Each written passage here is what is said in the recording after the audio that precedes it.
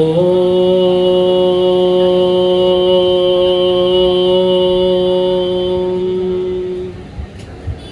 ஸ்ரீராமலிங்காய நமஹ.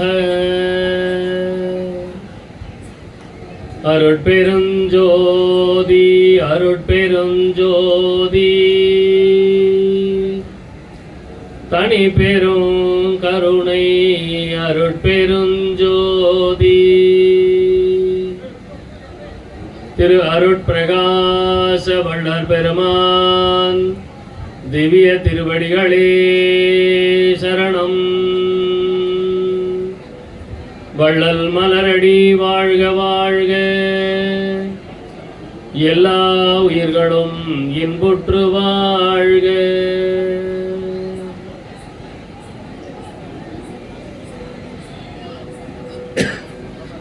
அனைவருக்கும் இனிய மாலை வணக்கம். ஒரு அற்புதமான நாளிலே நாம் இங்கே சந்தித்திருக்கின்றோம். இன்னைக்கு இந்த திருவண்ணாமலைக்கு எழுந்தருளி இருக்கக்கூடிய அத்தனை அருளாளர்களும் இறைவனுடைய அருளை பெற்றவர்கள். ஏன் அப்படின்னா, நேற்றைய வானிலை எப்படி இருந்தது எல்லாருக்கும் தெரியும். இன்னைக்கு வானிலை எப்படி இருக்குன்னு எல்லாருக்கும் தெரியும். இதற்கு காரணம் இறை அருள். இங்கே லட்சக்கணக்கான பக்தர்கள் வருகை புரிவார்கள். அவர்களுக்கு எந்த விதமான சங்கடமும் இருக்கக்கூடாது என்பதற்காக இறைவன் அந்த இயற்கையை சற்று மாற்றி அமைத்து இங்கே அருமையான ஒரு தரிசனத்திற்கு ஏற்பாடு செய்திருக்கின்றார்.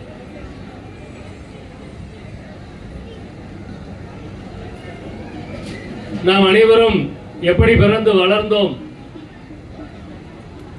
புல்லாகி பூடாய் புழுவாய் மரமாகி பல் விருகமாகி பறவையாய் பாம்பாகி கல்லாய் மனிதராய் பேயாய் கணங்களாய் வல் அசுரராகி முனிவராய் தேவராய் செல்லா நின்ற இத்தாவர சங்கமத்துள் எல்லா பிறப்பும் பிறந்து இழைத்தேன் எம்பெருமான் மெய்யே உன் பொன்னடிகள் கண்டு இன்று வீடுற்றேன் சிவமே என் வரமே என்று பாடுவார். தில்லையில் ஒரு ஆணி மாதம் ஆயில்யம் அன்று சிவபெருமான் அந்தணர் வடிவம் தாங்கி திருநீறு பூசி மாணிக்க வாசகர் தங்கியிருந்த மடத்திற்கு வந்தார். நம்ம திருவாசகத்தோடைய அடிப்படை என்ன, அதனுடைய தொடக்கம் என்ன? வந்தவர் மாணிக்க வாசக பெருமான் கிட்ட தாங்கள் எழுதிய திருவாசகத்தை நீங்கள் ஒரு முறை சொன்னால் அப்படியே ஓலைச்சுவடியில் எழுதி விடுவேன் அப்படின்னார். யாரு? வந்தவர். அந்தனர் வடிவில் ஒருத்தர் வரார். மாணிக்க வாசகர்கிட்ட உன்னுடைய திருவாசகத்தை கொஞ்சம் சொல்லுப்பா, நான் ஓலைச்சுவடியில் எழுதிப்பேன் அப்படிங்கிறார். மாணிக்க வாசகர் அப்படியே உட்கார்ந்துக்கிட்டே 51 பதிகங்கள் கொண்ட அந்த திருவாசகத்தை 658 பாடல்கள் அதை சொல்ல சொல்ல வந்தவர் எழுதி கொண்டே இருக்கின்றார். எழுதி கொண்ட திருவாசகம் அடங்கிய அத்தனை ஓலைச்சுவடிகளையும் வந்த அந்த அருளாளர் நடராஜர் சந்நிதி முன்பு வைத்துவிட்டு மறைந்து விட்டார். அங்க அடுத்த நாள் தீட்சிதர்கள்லாம் வராங்க. வந்து ஓலைச்சுவடியை பார்த்து இது என்ன ஓலைச்சுவடி இருக்கே அப்படின்னு எடுத்து பார்க்குறாங்க. பார்த்தா அதுல கடைசியில முடிவில் மாணிக்க வாசகர் சொல்ல அழகிய சிற்றம்பலமுடையான் எழுதியது அப்படின்னு கையெழுத்து போட்டிருக்கார். மாணிக்க வாசகர் சொல்ல அழகிய சிற்றம்பலமுடையான் எழுதியது. அதை பார்த்து அவங்களுக்கு இன்னும் பிரமிப்பாயிருச்சு. ஓடி வராங்க மாணிக்க வாசகர்கிட்ட. இந்த மாதிரி ஓலைச்சுவடிலாம் இருக்கு, அதுல இந்த மாதிரி போட்டிருக்கு, என்ன நடந்தது அப்படின்னு. மாணிக்க வாசகருக்கு ஒன்றும் புரியல. என்னடா வந்தவர் வந்து ஓலைச்சுவடியில் எழுதி எடுத்துக்கிட்டு போய் அங்க போட்டுட்டு போயிருக்கிறாரா அப்படின்னு அவருக்கு அவ்வளவு ஆச்சரியம். நேற்றுக்கு நடந்ததை சொல்றாரு. இந்த மாதிரி ஒருத்தர் வந்தாரு, நான் என்ன சொல்ல சொன்னாரு, நான் சொன்ன எல்லாத்தையும் எழுதிண்டாரு, இப்ப அங்க இருக்குதா அப்படின்னு அவர் கிளம்பி ஓடி வர்றார். நம்ம கோயிலுக்கு வந்து பார்க்கிறார் அந்த அருமையான காட்சி. அங்கே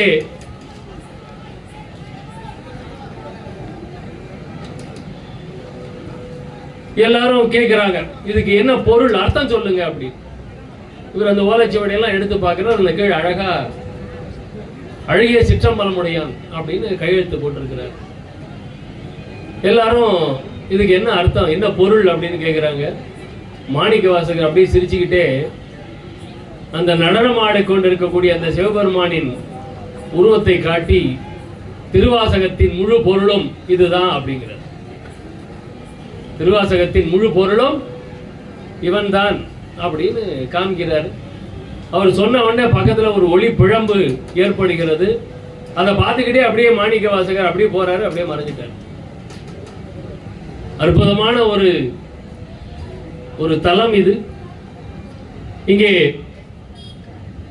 அதனால்தான் ஆணி மகம் மாணிக்க வாசகரின் குரு பூஜையாக எடுத்து சொல்லப்படுகிறது. இந்த சிவபுராணத்தின் சிறப்பு இங்க நம்ம எல்லாருக்கும் தெரிஞ்சிருக்கணும். ஏன்னா இங்க சும்மா அப்படி இது உடற்பயிற்சி அல்ல. இப்ப இந்த கிரிவலம் என்பது டாக்டர்லாம் சக்கரை நோய் வந்துச்சுன்னா போய் வாக்கிங் பண்ணுவாங்க, அது கிடையாது. இந்த வாக்கிங் இறைவனுடைய அருளை அடைந்தவர்கள் செய்யக்கூடிய ஒரு வாக்கிங் தான் இது. அப்படிப்பட்ட நமக்கு இந்த சிவபுராணத்தின் பெருமை தெரிந்திருக்க வேண்டும். எல்லாம் தெரிஞ்சது, ஆனா இப்ப மறந்து போகுது இல்லையா? இன்னைக்கு தலைப்பே அதுதான். எவையெல்லாம் மறக்கின்றன, எவையெல்லாம் மறக்கலாம், எதையெல்லாம் மறக்க கூடாது, அதை பத்தி தான் இன்னைக்கு நம்ம பார்க்க போறோம். அப்ப இந்த சிவபுராணம் என்பது 5 எழுத்தில் முதல் பதிகமான சிவபுராணம் தொடங்குகின்றது திருவாசகத்திலே. முதல் 6 வரிகள் திருவாசகத்தை படிச்சு பார்த்தீங்கன்னா, சிவபுராணம் படிச்சு பார்த்தீங்கன்னா தெரியும். முதல் 6 வரிகள் வாழ்க என்று முற்று பெறும். முதல் 6 வரிகள் வாழ்க என்று முற்று பெறும்.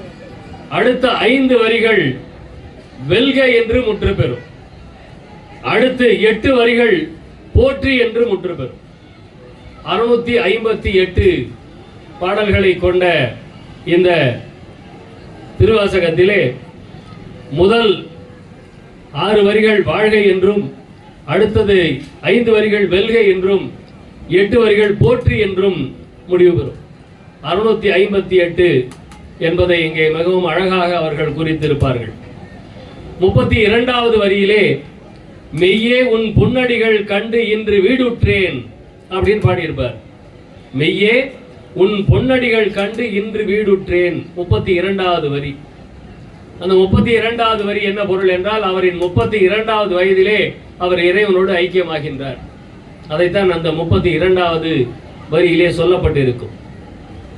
இப்படி திருவாசகம் என்பதிலே அந்த சிவபுராணம் மிகவும் இன்றியமையாததாக இருக்கின்றது. அப்படிப்பட்ட ஒரு அருமையான திரு அண்ணாமலையிலே இன்று நாம் தீப தரிசனத்தை பார்த்து கிரிவலத்தை மேற்கொண்டிருக்கின்றோம். இதை வள்ளல் பெருமான் மிகவும் அழகாக எடுத்து சொல்லுகின்றார்.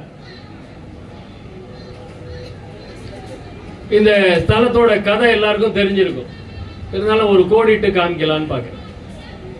பிரம்மாவும் விஷ்ணுவும் இறைவனின் அடியையும் முடியையும் காணாது திகைக்கின்ற போது, அவங்க 2 பேரும் அடி முடி பார்க்கறதுக்கு வராங்க, பார்க்க முடியல, அவங்களுக்கு தெரியல. அப்படி இருக்கும் பொழுது இறைவன் ஜோதி சுரூபமாக எழுந்தருளியுள்ள மலைதான் இந்த மலை. இந்த மலையே, அதாவது மலை மேல இப்ப தீபம் ஏற்றி வச்சிருக்கிறாங்களே, அது நமக்காக ஏற்றப்பட்டு இருக்கிறது. ஆனால் இந்த மலையே தீபமாக சிவபெருமான் காட்சி தந்த மலை தான் இது. அதனால்தான் இந்த மலையில ஒரு 3 நாள் கழிச்சு ஒரு பிராயச்சித்த பிரார்த்தனை நடக்கும், தெரியுங்களா உங்களுக்கு கோயில்ல? ஏனென்றால் எல்லாரும் மலையில ஏறுறாங்க இல்லையா? இந்த மலையே சிவபெருமானை ஓமையாக சொல்லப்பட்டது. சிவபெருமான் தான் இந்த மலை. இது நம்ம வெறும் கல்லு மலை, மண் இருக்குது, செடி இருக்குது, மரம் இருக்குதுன்னு சொல்லப்படாது. இந்த மலையே சிவபெருமான். அதுல இன்றைய தினம் மக்கள் ஏறி செல்லுகின்றார்களே என்பதற்காக 3வது தினம் கோயிலில் பிராயச்சித்த பிரார்த்தனை நடைபெறும்.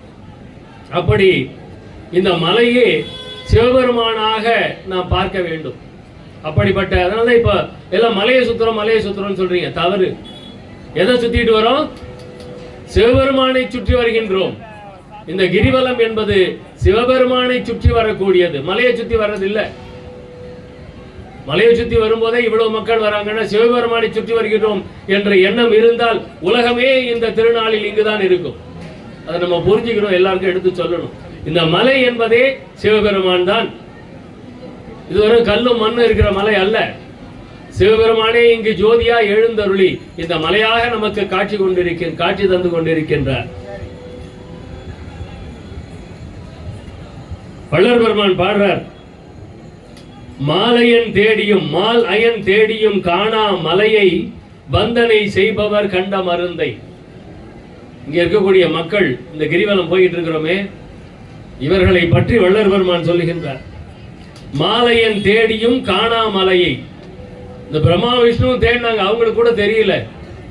அப்படிப்பட்ட மலையை வந்தனை செய்பவர் கண்ட மருந்தை ஆலம் அமுதின் அருந்தல் செய்தானை ஆதியை ஆதியோடு அந்தமில்லானை காலன் வருந்தி விழ உதைத்தானை. காலன் வருந்தி விழ உதைத்தானை. யமனை உதைச்சது யாரு?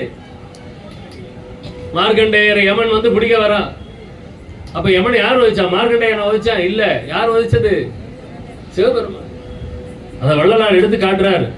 காலனை வருந்தி விழ உதைத்தானை கருணை கடலை. கருணை கடலை. எவ்வளவு கருணை இருந்துதான் இன்னைக்கு இப்படி ஒரு இயற்கையை உண்டு பண்ணியிருப்பார் பாருங்க.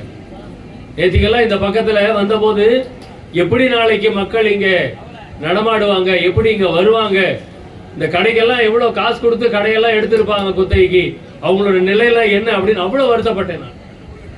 பெருமானே என்ன இப்படி ஒரு சோதனை. அப்ப கிரிவலத்துக்கு லட்சக்கணக்கான மக்கள் வருவாங்க, அவங்கள நம்பி இவ்வளவு பேர் இங்க கடை போடுறதுக்கு இருக்கிறாங்க, அவங்களுடைய வாழ்வாதாரம் என்ன ஆகுது? அல்லது மக்கள் பக்தியோட வராங்களே அவங்கெல்லாம் என்ன ஆவாங்க? ஒரு அமைதியா ஒரு அற்புதமான ஒரு காட்சியை காண முடியாதா அப்படின்னு நேற்றைய சூழ்நிலை. ஆனா இன்னைக்கு பாருங்க, இது யாரோட கருணை? இறைபெருமான், இறைவனுடைய கருணை. கருணை கடலே என் கண்ணனை யானை ஏலமணி குழலால் இடத்தானை இன்றை இரவில் எதிர்கொள்வேனே. இப்ப நீங்க எல்லாம் அப்படி கிரிவலம் போயிட்டு இருக்கலையா, உங்க எதிர்க்க சிவபெருமான் காட்சி கொண்டு இருக்கின்றார். நாம் அதை உணர வேண்டும். கதை பேசிக்கிட்டு எல்லாம் கிரிவலம் போகாதீங்க. சிவபெருமானுடைய நாமத்தை சொல்லிக்கொண்டே போக வேண்டும். நம்ம இங்க பக்கத்துல பராக்கு பார்த்துக்கிட்டு எல்லாம் போக கூடாது. கிரிவலம் சிவபெருமான் எதிரிலே காட்சி தருவதற்காக காத்து கொண்டு இருக்கின்றார், அங்கங்க இருப்பாரு. இங்கே கிரிவலம் வருபவரை வள்ளல் பெருமான் அதான் சொல்றாரு, இன்றை இரவில் எதிர்கொள்வேனே. சிவபெருமான் சொல்றாரா, இன்னைக்கு இரவில இங்க வரக்கூடிய பக்தர்களை எல்லாம் நான் எதிரில் கண்டு காட்சி தருவேன் அப்படிங்கிறார். அருட்பெரும் கடலே ஆனந்த நரவே அடிநடு அந்தமும் கடந்த தெருட்பெரும் மலையே திருவண்ணாமலையில் திகழ் சுயம் ஜோதியே. சுயம் ஜோதியே அப்படிங்கிறார். இப்ப நம்ம ஏத்தி வச்சிருக்கிறது நம்ம ஏத்தி வச்ச ஜோதி தான். ஆனா இந்த மலை சுயஞ்சோதி. திருவண்ணாமலையில் திகழ் சுயஞ்சோதியே சிவனே மருட்பெரும் கடலில் மயங்குகின்றேன். மருட்பெரும் கடலில் மயங்குகின்றேன். நம்ம எல்லாரும் அப்படிதான் இருக்கிறோம். இது முடிஞ்சிட்டு போயிடுச்சுன்னா நேற்று வரைக்கும் எப்படி வாழ்ந்துகிட்டு இருந்தோம், இன்னைக்கு இவ்வளவு பக்தியா அரோகரா சிவாயா நம்ம அப்படின்னு சொல்லிக்கிட்டே போய்கிட்டு இருக்கிறோமே, மறுபடியும் நாளைக்கு என்ன பண்ண போறோம்? அவ்வளவுதான். எல்லாரும் உலகியல், வீடு என்னாச்சு, குழந்தை என்னாச்சு, ஆபீஸ் என்ன ஆச்சுன்னு ஓடி போயிடுவோம். அதான் மறுவில் மயங்குகின்றேன் என் மயக்கமெல்லாம் ஒழித்து வன் பிறவி இருட்பெரும் கடல் விட்டேற நின் கோயிலுக்கு எளியனின் வர நல் வரம் அருளே. இங்கே வந்திருக்கக்கூடிய அத்தனை லட்சம் பக்தர்களும் சிவபெருமானின் வரம் பெற்றவர்கள். வரம் பெற்றவர்களால் மாத்திரம்தான் இன்றைய தினம் திருவண்ணாமலைக்கு வர இயலும். எத்தனை கோடி மக்கள் இருக்கிறாங்க, நான் எல்லாராலையும் வர முடிஞ்சுதா? வர முடியாது. இங்கே வரம் பெற்றவர்களால் மாத்திரம்தான் இன்றைக்கு இந்த இடத்துல வந்திருக்கவே முடியும், மற்றவங்களால முடியாது. வள்ளலாருடைய வாக்கு, நான் சொல்லல. இங்கே வருவதற்கு வரம் வேண்டும் என்று சொல்லுகின்றார்.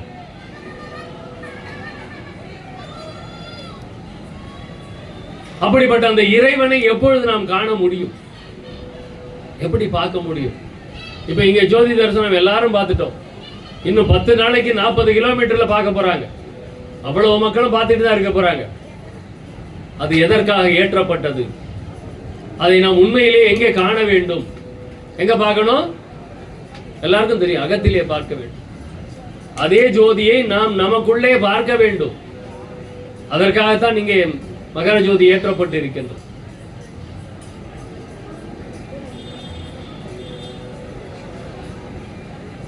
அது எப்பொழுது சாத்தியம்? ஜீவனிலிருந்து எழுந்த மனமும் மனதிலிருந்து எழுந்த அகங்காரமும், நம்ம கிட்ட அந்த அகங்காரம் ஆணவம் அது எப்பொழுது அடங்குகின்றதோ ஒடுங்குகின்றதோ அப்பொழுதே இந்த ஜோதி தரிசனம், அந்த க்ஷணமே இந்த ஜோதி நமக்கு தெரியும். அகத்திலே அதை நாம் அற்புதமாக காண இயலும். இதை வள்ளல் பெருமான் நிறைய இடங்கள்ல எடுத்து சொல்லியிருப்பார்.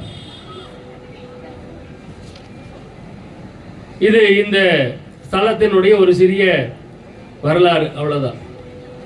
அப்ப இதையெல்லாம் பார்க்கணும் அப்படின்னா நமக்கு என்ன செய்ய வேண்டும்? முக்கியமா நாம் என்ன செய்ய வேண்டும்? புத்தர் என்ன சொன்னாரு? ஆசையே அழிவுக்கு காரணம். என்ன செய்ய? எல்லாருக்கும் தூக்கம் வருதா? என்ன சொன்னாருன்னு எல்லாருக்கும் தெரியும். அப்படியே கொஞ்சம் கலந்துக்கலாம், சரிங்களா? நான் மட்டும்தான் பேசணும்னு அவசியம் இல்லை. புத்தர் என்ன சொன்னாரு? ஆசையை பத்தி, ஆசையே அழிவுக்கு காரணம். அப்ப ஆசைப்படாம இருக்கணும், ஆசைப்படாம இருக்கணும். முடியுமா? ஒரு ஆசைப்படணும். பேராசை ஒண்ணு நமக்குலாம் இருக்கணும். என்ன பேராசை இருக்கணும்? இங்க வந்திருக்கோம்ல, இறைவனை பார்க்க வேண்டும் என்கின்ற பேராசையுடன் நாம் இருக்க வேண்டும். மற்ற ஆசையெல்லாம் என்ன? சின்ன சின்ன ஆசைங்க, அதெல்லாம் இங்க வேண்டாம். அது எப்பொழுது சாத்தியம்?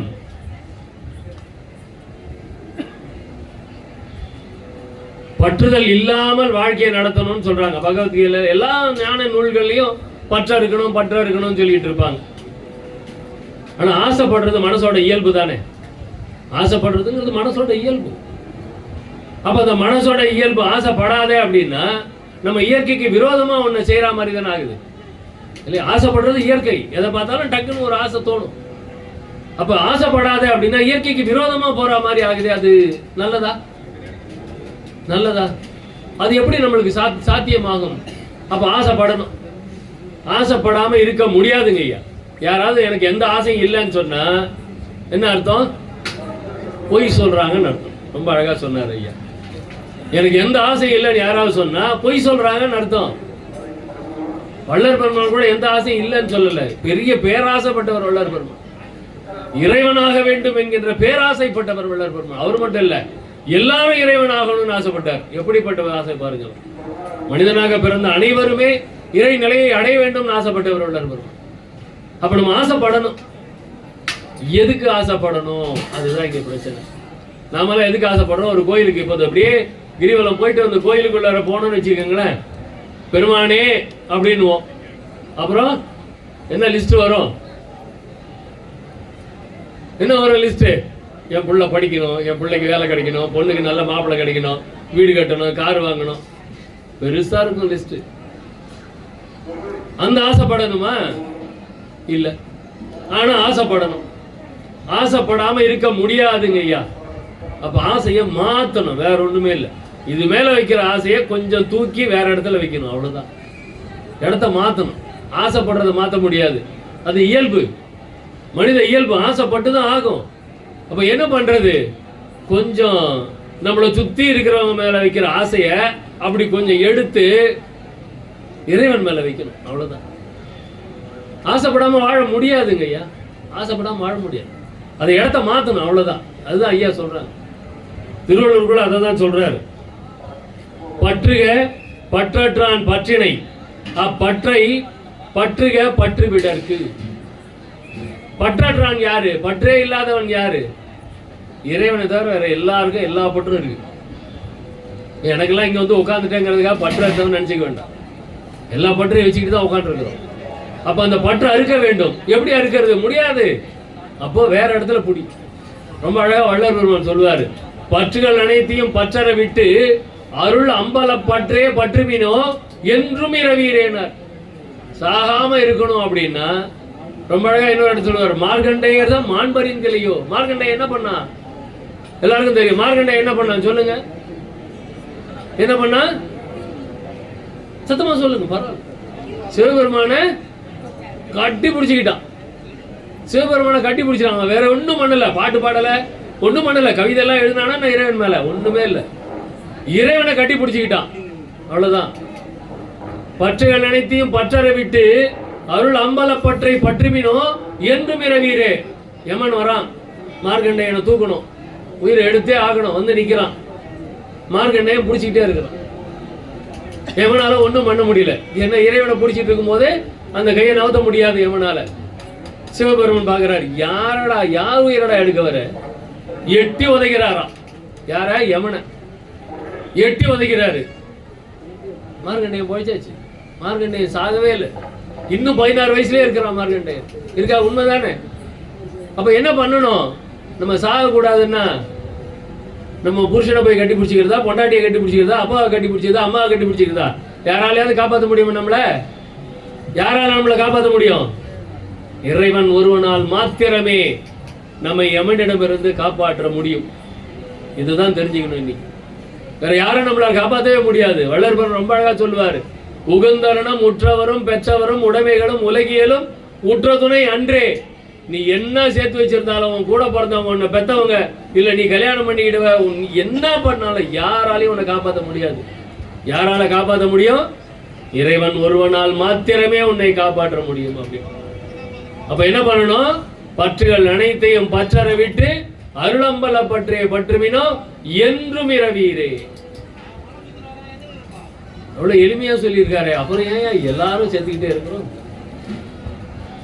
அப்புறம் எல்லாரும் செத்துக்கிட்டே இருக்கிறோம். ஏன்னா நம்மளுடைய ஆசை அந்த மாதிரி. ஒரு பொருள் மேல ஆசைப்பட்டுட்டோம் அப்படின்னா அது அடையாம உடைய மாட்டோம். அது கிடைக்கலன்னா மனசு வலிக்குது, கோபம் வருது, வெறுப்பு வருது, எரிச்சல் வருது. எப்படியாவது அதை அடைஞ்சே தீரணும்ன்ற. அப்ப நம்மள லட்சியம் எங்க போகுது? அந்த உலகியல் பொருள் மேலதான் போய்கிட்டு இருக்கு, இறைவன் மேல போல.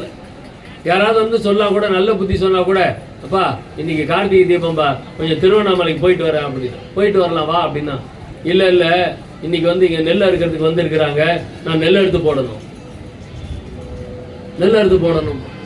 அந்த நெல்லை ஃபுல்லா அறுத்திருப்பான், திருவண்ணாமலைக்கு வந்திருக்க மாட்டான். அந்த ஆள் கூப்பிட்டால் திருவண்ணாமலைக்கு வந்திருப்பாரு, அவரும் ஒரு ஏக்கர் நெல் போட்டிருப்பாரு, இவனும் ஒரு ஏக்கர் நெல் போட்டிருப்பான். அவர் நெல் அறுக்காம திருவண்ணாமலைக்கு வந்துட்டாரு, இவன் நெல் அறுத்து போட்டான், திருவண்ணாமலைக்கு வரல. எடுத்து அறுத்த நெல்லெல்லாம் எடுத்து பார்த்தா ஒரே பதறா கிடக்கும். இவன் திருவண்ணாமலைக்கு இன்னைக்கு வந்துட்டு நாளைக்கு போய் அறுப்பான், மொத்தம் அற்புதமான கதிரா இருக்கும். இத பண்றது யாரு? இறைவன் மேல நம்பிக்கை வச்சோம் அப்படின்னா நடக்கும். எல்லாம் செயல்கூடும் என்னானை அம்பலத்தே, எல்லாம் வல்லான் தனையே ஏத்து. நம்ம பண்ண வேண்டியதெல்லாம் இறைவனை பிடிச்சோம் அப்படின்னா அங்க நடக்க வேண்டியதெல்லாம் தன்னால நடக்கும். இறைவனை பிடிக்கணும், வேற ஒண்ணுமே கிடையாது. அதை விட்டுவிட்டு அதை மறந்துட்டு நம்ம என்ன பண்ணாலும் அது பிரயோஜனம் இல்லாத மாயாஜால செய்கைகள், அவ்வளவுதான். திருவள்ளுவர் ரொம்ப அழகா ஒரு இடத்துல கொடுக்கிறார், இறந்த வெகுளியின் தீதே சிறந்த உவகை மகிழ்ச்சியில் சோர்வு.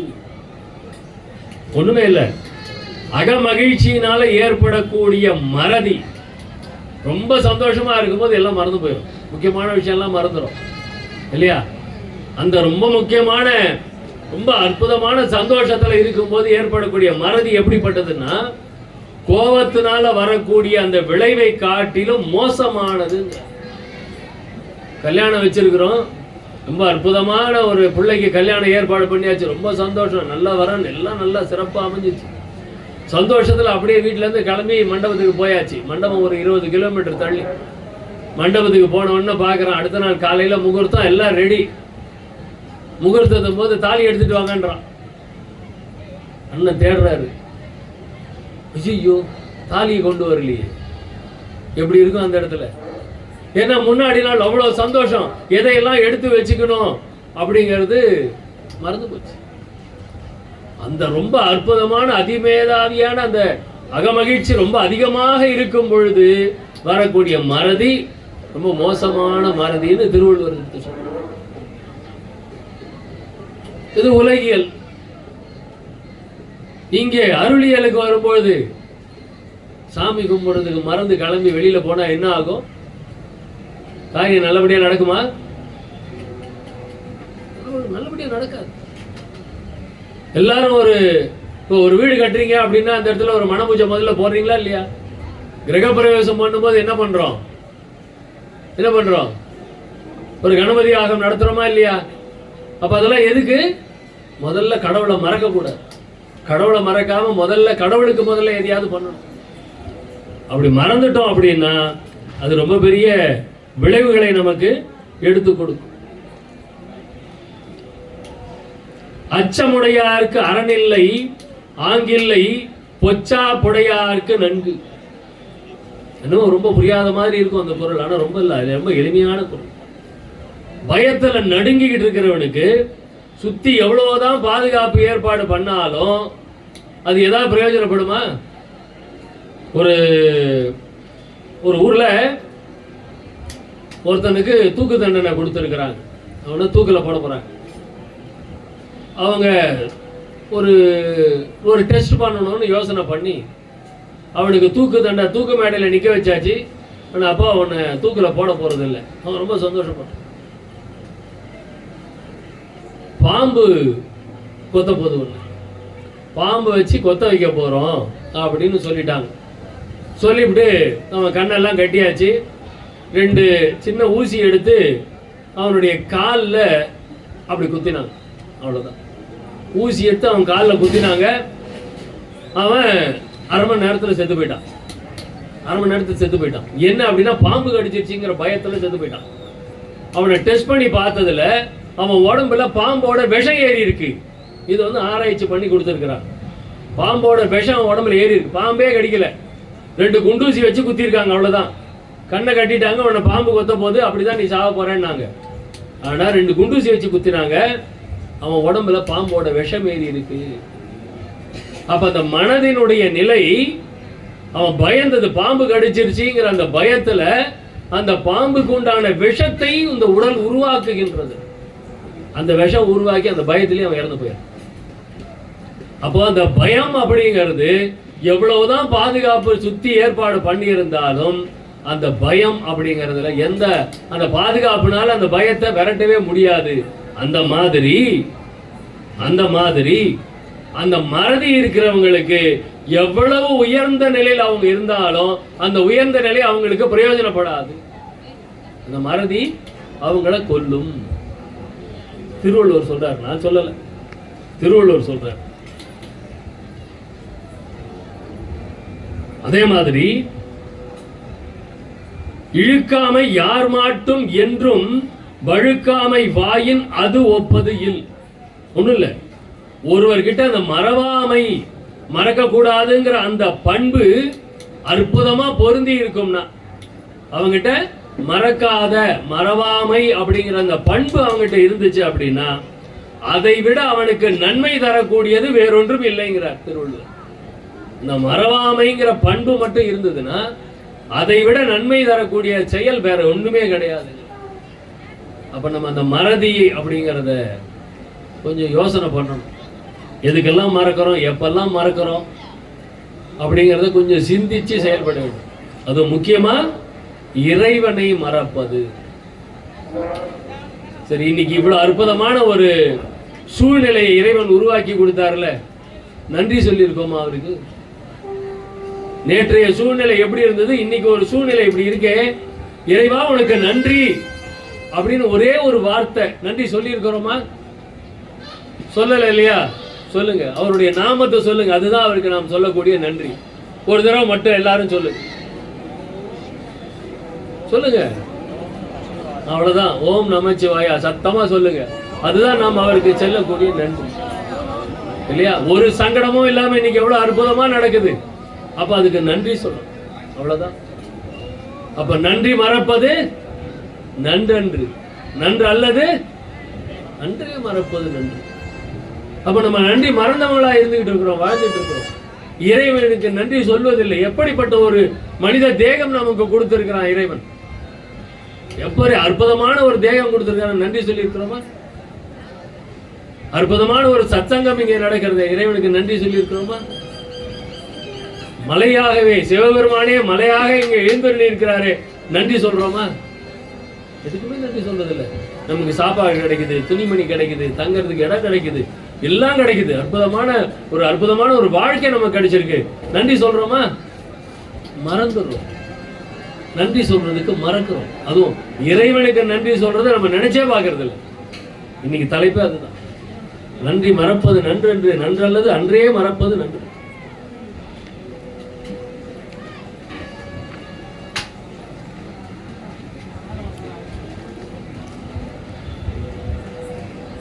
போதும்.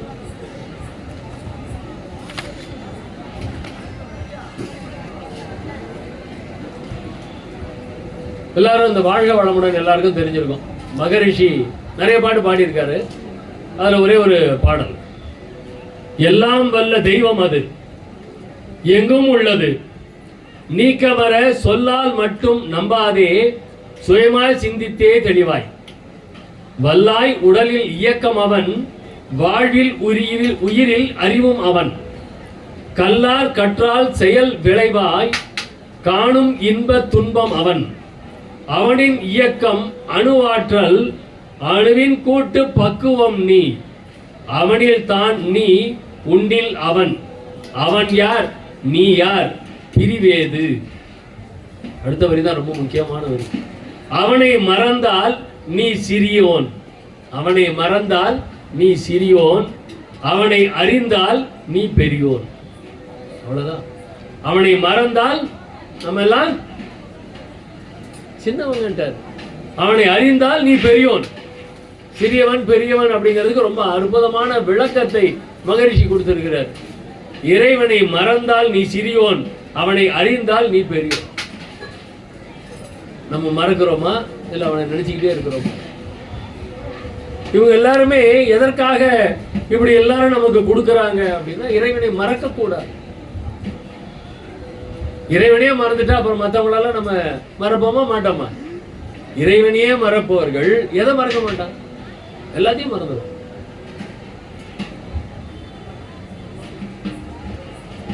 ஐயா வள்ளல் பெருமான் சொல்றார், ஆயாமையாலே நீர் ஆதி அனாதி ஆகிய ஜோதியை அறிந்து கொள்கிறீர்.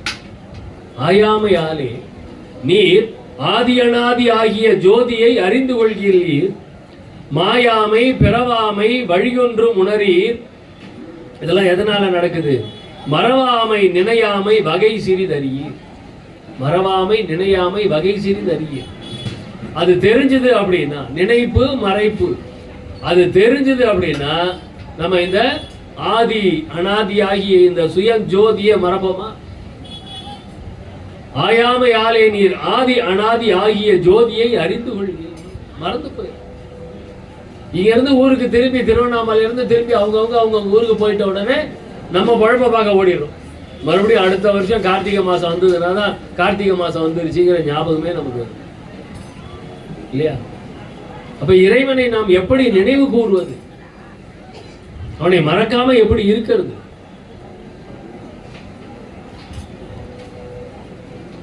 பெற்ற தாய்தனை மகமறந்தாலும், பெற்ற தாய்தனை மகமறந்தாலும், பிள்ளையை பெறும் தாய் மறந்தாலும், உற்ற தேகத்தை உயிர் மறந்தாலும், உயிரை மேவிய உடல் மறந்தாலும், கற்ற நெஞ்சகம் கலை மறந்தாலும், கண்கள் நின்று இமைப்பது மறந்தாலும், நல் தவத்தவர் உள்ளிருந்தோங்கும் நமச்சிவாயத்தை நான் மறவேனே. வள்ளல் பெருமான் பாடுறார். எதை மறந்தாலும் சரி, அம்மா பிள்ளைய மறந்தாலும், புள்ள அம்மாவை மறந்தாலும், உடம்பு உயிரை மறந்தாலும், படிச்சதெல்லாம் அறிவு மறந்தாலும், நல் தவத்தவர் உள்ளிருந்து ஓங்கும், நல்ல தவம் செய்யக்கூடியவர்களுக்கு உள்ளிருந்து ஓங்கக்கூடிய நமச்சிவாயத்தை நான் மறவேனே அப்படின்னு பாரு. எதை மறக்க கூடாது? அம்மாவை மறந்துட்டான் பரவாயில்ல, புள்ள அம்மாவை மறந்துட்டான், அம்மா பிள்ளைய மறந்துட்டான், எல்லாம் எதையோ மறந்தாச்சு. ஆனா இதை மறக்கலாமா? இதை மறந்தா எல்லாம் போச்சு, அவ்வளவுதான். நமச்சிவாயத்தை நான் மறவேன்.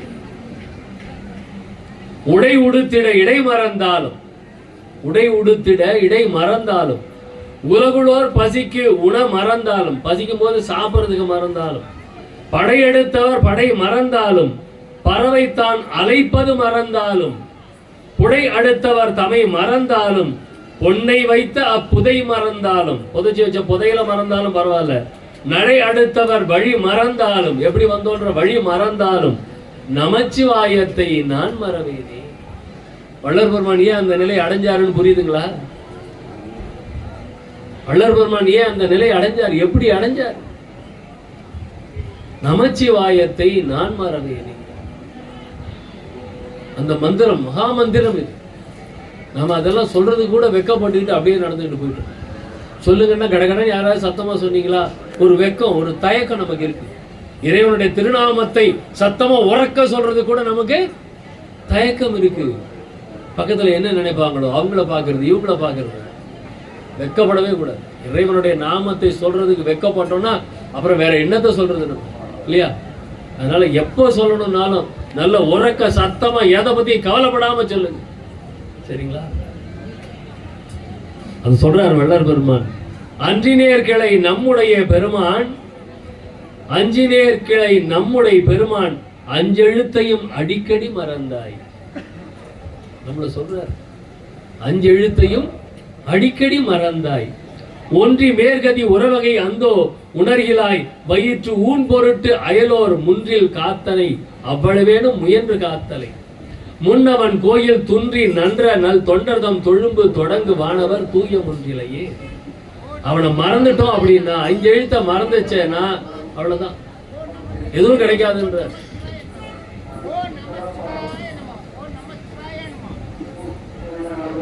இலதை நினைப்பாய் பித்தர்கள் போல் ஏங்கா நிற்பாய், தணிகையில் என் குல தெய்வமுமாய் கோவாய் சத்குருவாய் நின்ற குகன் அருளே, நலதென்று அறியாய் யான் செய்த நன்றி மறந்தாய், நானாது என் வலதை அழித்தாய்.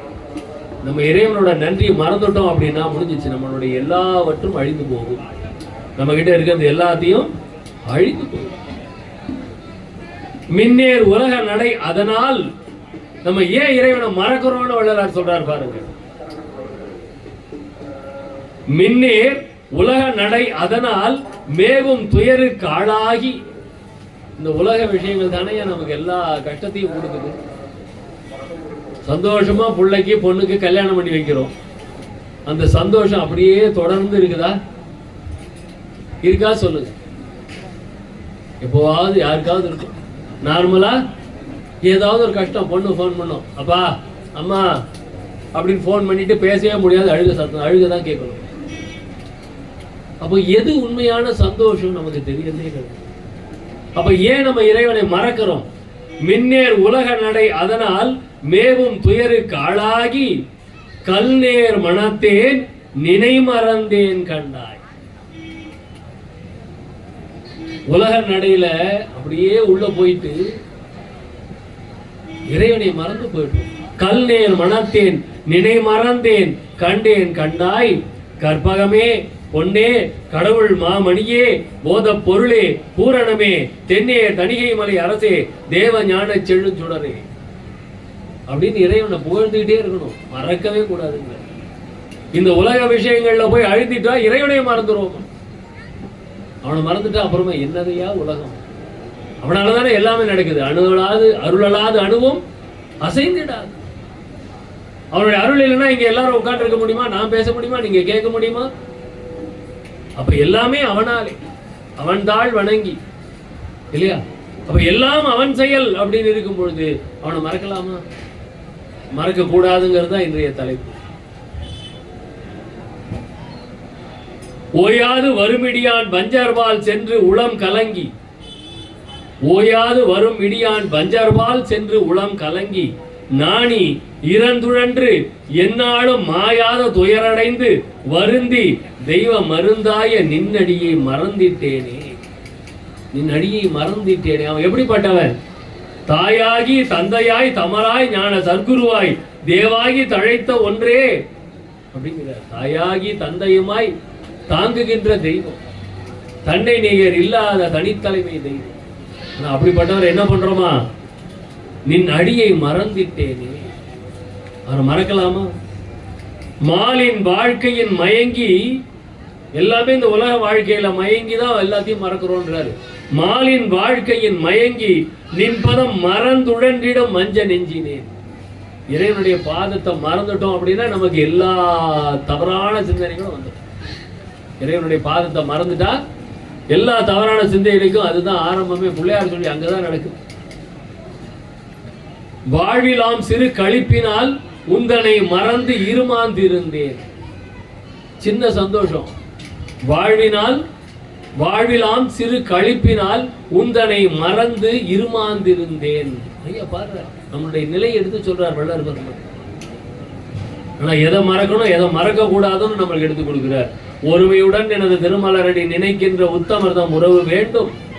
உள்ளொன்று வைத்து புறமொன்று பேசுவார் உறவு கலவாமை வேண்டும். பெருமை பெரு நினது புகழ் பேச வேண்டும். பொய்மை பேசாதிருக்க வேண்டும். அப்படியே சொல்லிட்டே வந்துட்டு மருவு பெண் ஆசையை மறக்கவே வேண்டும். நம்ம என்ன ஆசையை மறக்கணுமா? மண்ணாசை, பொன்னாசை, பெண்ணாசை, 3 ஆசையும் மறக்கவே வேண்டும். மருவு பெண் ஆசையை மறக்கவே வேண்டும். எதை மறக்கூடாது? உன்னை மறவாதிருக்க வேண்டும். என் விண்ணப்பம் இறைவன் கிட்ட கேட்கிறார், வேண்டுறார். என்னெல்லாம் வேண்டுறார்? இது வேணும், அது வேணும், அது வேணும், இது வேணும், எல்லாம் கேட்டு மருவு பெண் ஆசையை மறக்கவே வேண்டும். பெண் ஆசையை மறக்க வேண்டும், ஆனால் உன்னை மறவாது இருக்க வேண்டும். இறைவனை மறக்க கூடாது. அதை விண்ணப்பமா வைக்கணும் நம்ம, இல்லையா? ஏன்னா நம்ம நினைக்கிறதும் மறக்கிறதும் யார் கையில இருக்கு? இன்னொரு பாட்டுல சொல்லுவார், நின்னை பித்தா நீ நினைப்பித்தால் நின்னை நினைப்பேன், நீ மறப்பித்தால் நானும் மறப்பேன்னு பாடுவார் வள்ளலார். நீ நினைக்க வச்சாதான் நான் நினைக்க முடியும், நீ மறக்க வச்சா நான் மறந்துடுவேன். நீ திருவண்ணாமலைக்கு வான்னு என்ன வர வச்சாதான் நான் வர முடியும், இல்லையா? வர வைக்க அவர் வர வைக்கணும்னு நினைக்கலன்னா நம்ம என்ன பிரயத்தனப்பட்டாலும் வர முடியாது. இப்பொழுது இறைவன் நம்ம இங்கே வரவழைக்க வேண்டும் என்று நினைத்திருக்கின்றார். அதனால்தான் எல்லாரும் வந்திருக்கிறோம். இங்கே வந்தவர்கள் அத்தனை பேரும் இறைவனால் வருவிக்க உற்றவர்கள். நம்மளா கடமை வந்துட்டோம் நினைக்கவே கூடாது. இறைவன் தான் நம்மளை இங்க வர வச்சிருக்கிறான். அந்த நினைப்புல தான் நம்ம எல்லாருமே இருக்கணும். இங்க கொடுக்குறோம், உன்னை மறவாது இருக்க வேண்டும். சரி, மறந்துட்டா என்ன பண்றது? இறைவனை மறந்தா உன்னை மறந்திடுவேனோ, மறந்தால் உயிர் விடுவேன். வள்ளலார் பாடுறார், உன்னை மறந்திடுவேனோ, மறந்தால் உயிர் விடுவேன், உன்னாலே இது. நம்ம அந்த மாதிரி எல்லாம் தைரியமா சொல்லுவோமா? மனசு சொல்றது கூட நமக்கு மனசு வர மாட்டேங்குது. உசுர் போவோமோ போவாதோ அதெல்லாம் அப்புறமா. ஆனா இது மாதிரி சொல்றதுக்கு கூட நம்மளுக்கு முடிய மாட்டேங்குது. வள்ளலார் பாடுறார், உன்னை மறந்திடுவேனோ மறப்பறியேன், மறந்தால் உயிர் விடுவேன். மறப்பறியேன், நான் மறக்க மாட்டேன், ஆனா மறந்தா உயிர் விடுவேன், உன்னான இது. நீ என்னை மறந்திடுவாயோ. எப்படி பாடுறாரு பாருங்க, இறைவன் கிட்ட பேசுறாரு. இறைவன் கிட்ட உன்னை மறந்திடுவேனோ மறப்பறியேன், மறந்தால் உயிர் விடுவேன், கணந்தறியேன், உன்னான இது. அவரை மறந்துட்டு ஒரு கணம் உயிரோட இருக்க மாட்டேங்கிற, ஒரு க்ஷணம் உயிர் இருக்காது. மறந்தால் உயிர் விடுவேன், உன்னான இது. நீ என்னை மறந்திடுவாயோ, மறந்திடுவாயெனில் நான் என்ன செய்வேன்?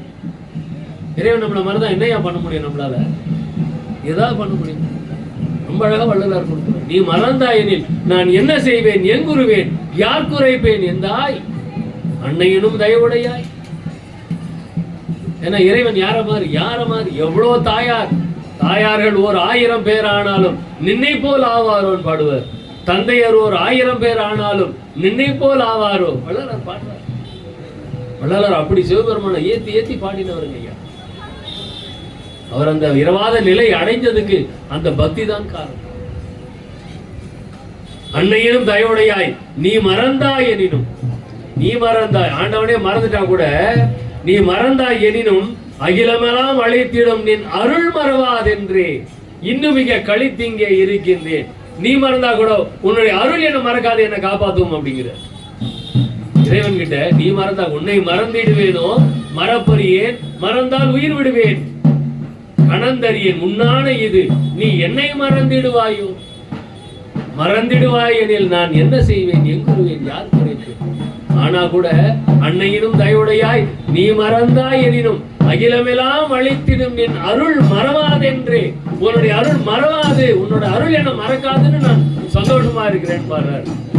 நின் அருள் அகிலமெல்லாம் அழித்திடும் என் அருள் மறவாதென்றே இன்னும் மிக கழித்திங்கே இருக்கின்றேன். மறவேல் இது தருணம் அருட்ஜோதி எனக்கு விரைந்தருளே. அங்க பார்த்த ஜோதியை எனக்கு சீக்கிரமா கொடுங்க. இன்னொரு பாட்டு பாருங்க, நான் மறந்தேன் எனினும் என்னை தான் மறவான் எனது நாயகன் என்று ஆடுகின்றேன். அப்படியே நான் மறந்துட்டா கூட என்ன அவன் மறக்க மாட்டான் அப்படிங்கிற. நான் மறந்தா கூட அவன் என்ன மறக்க மாட்டான். நான் மறந்தேன் எனினும் என்னை தான் மறவான் எனது நாயகன் என்று ஆடுகின்றேன்.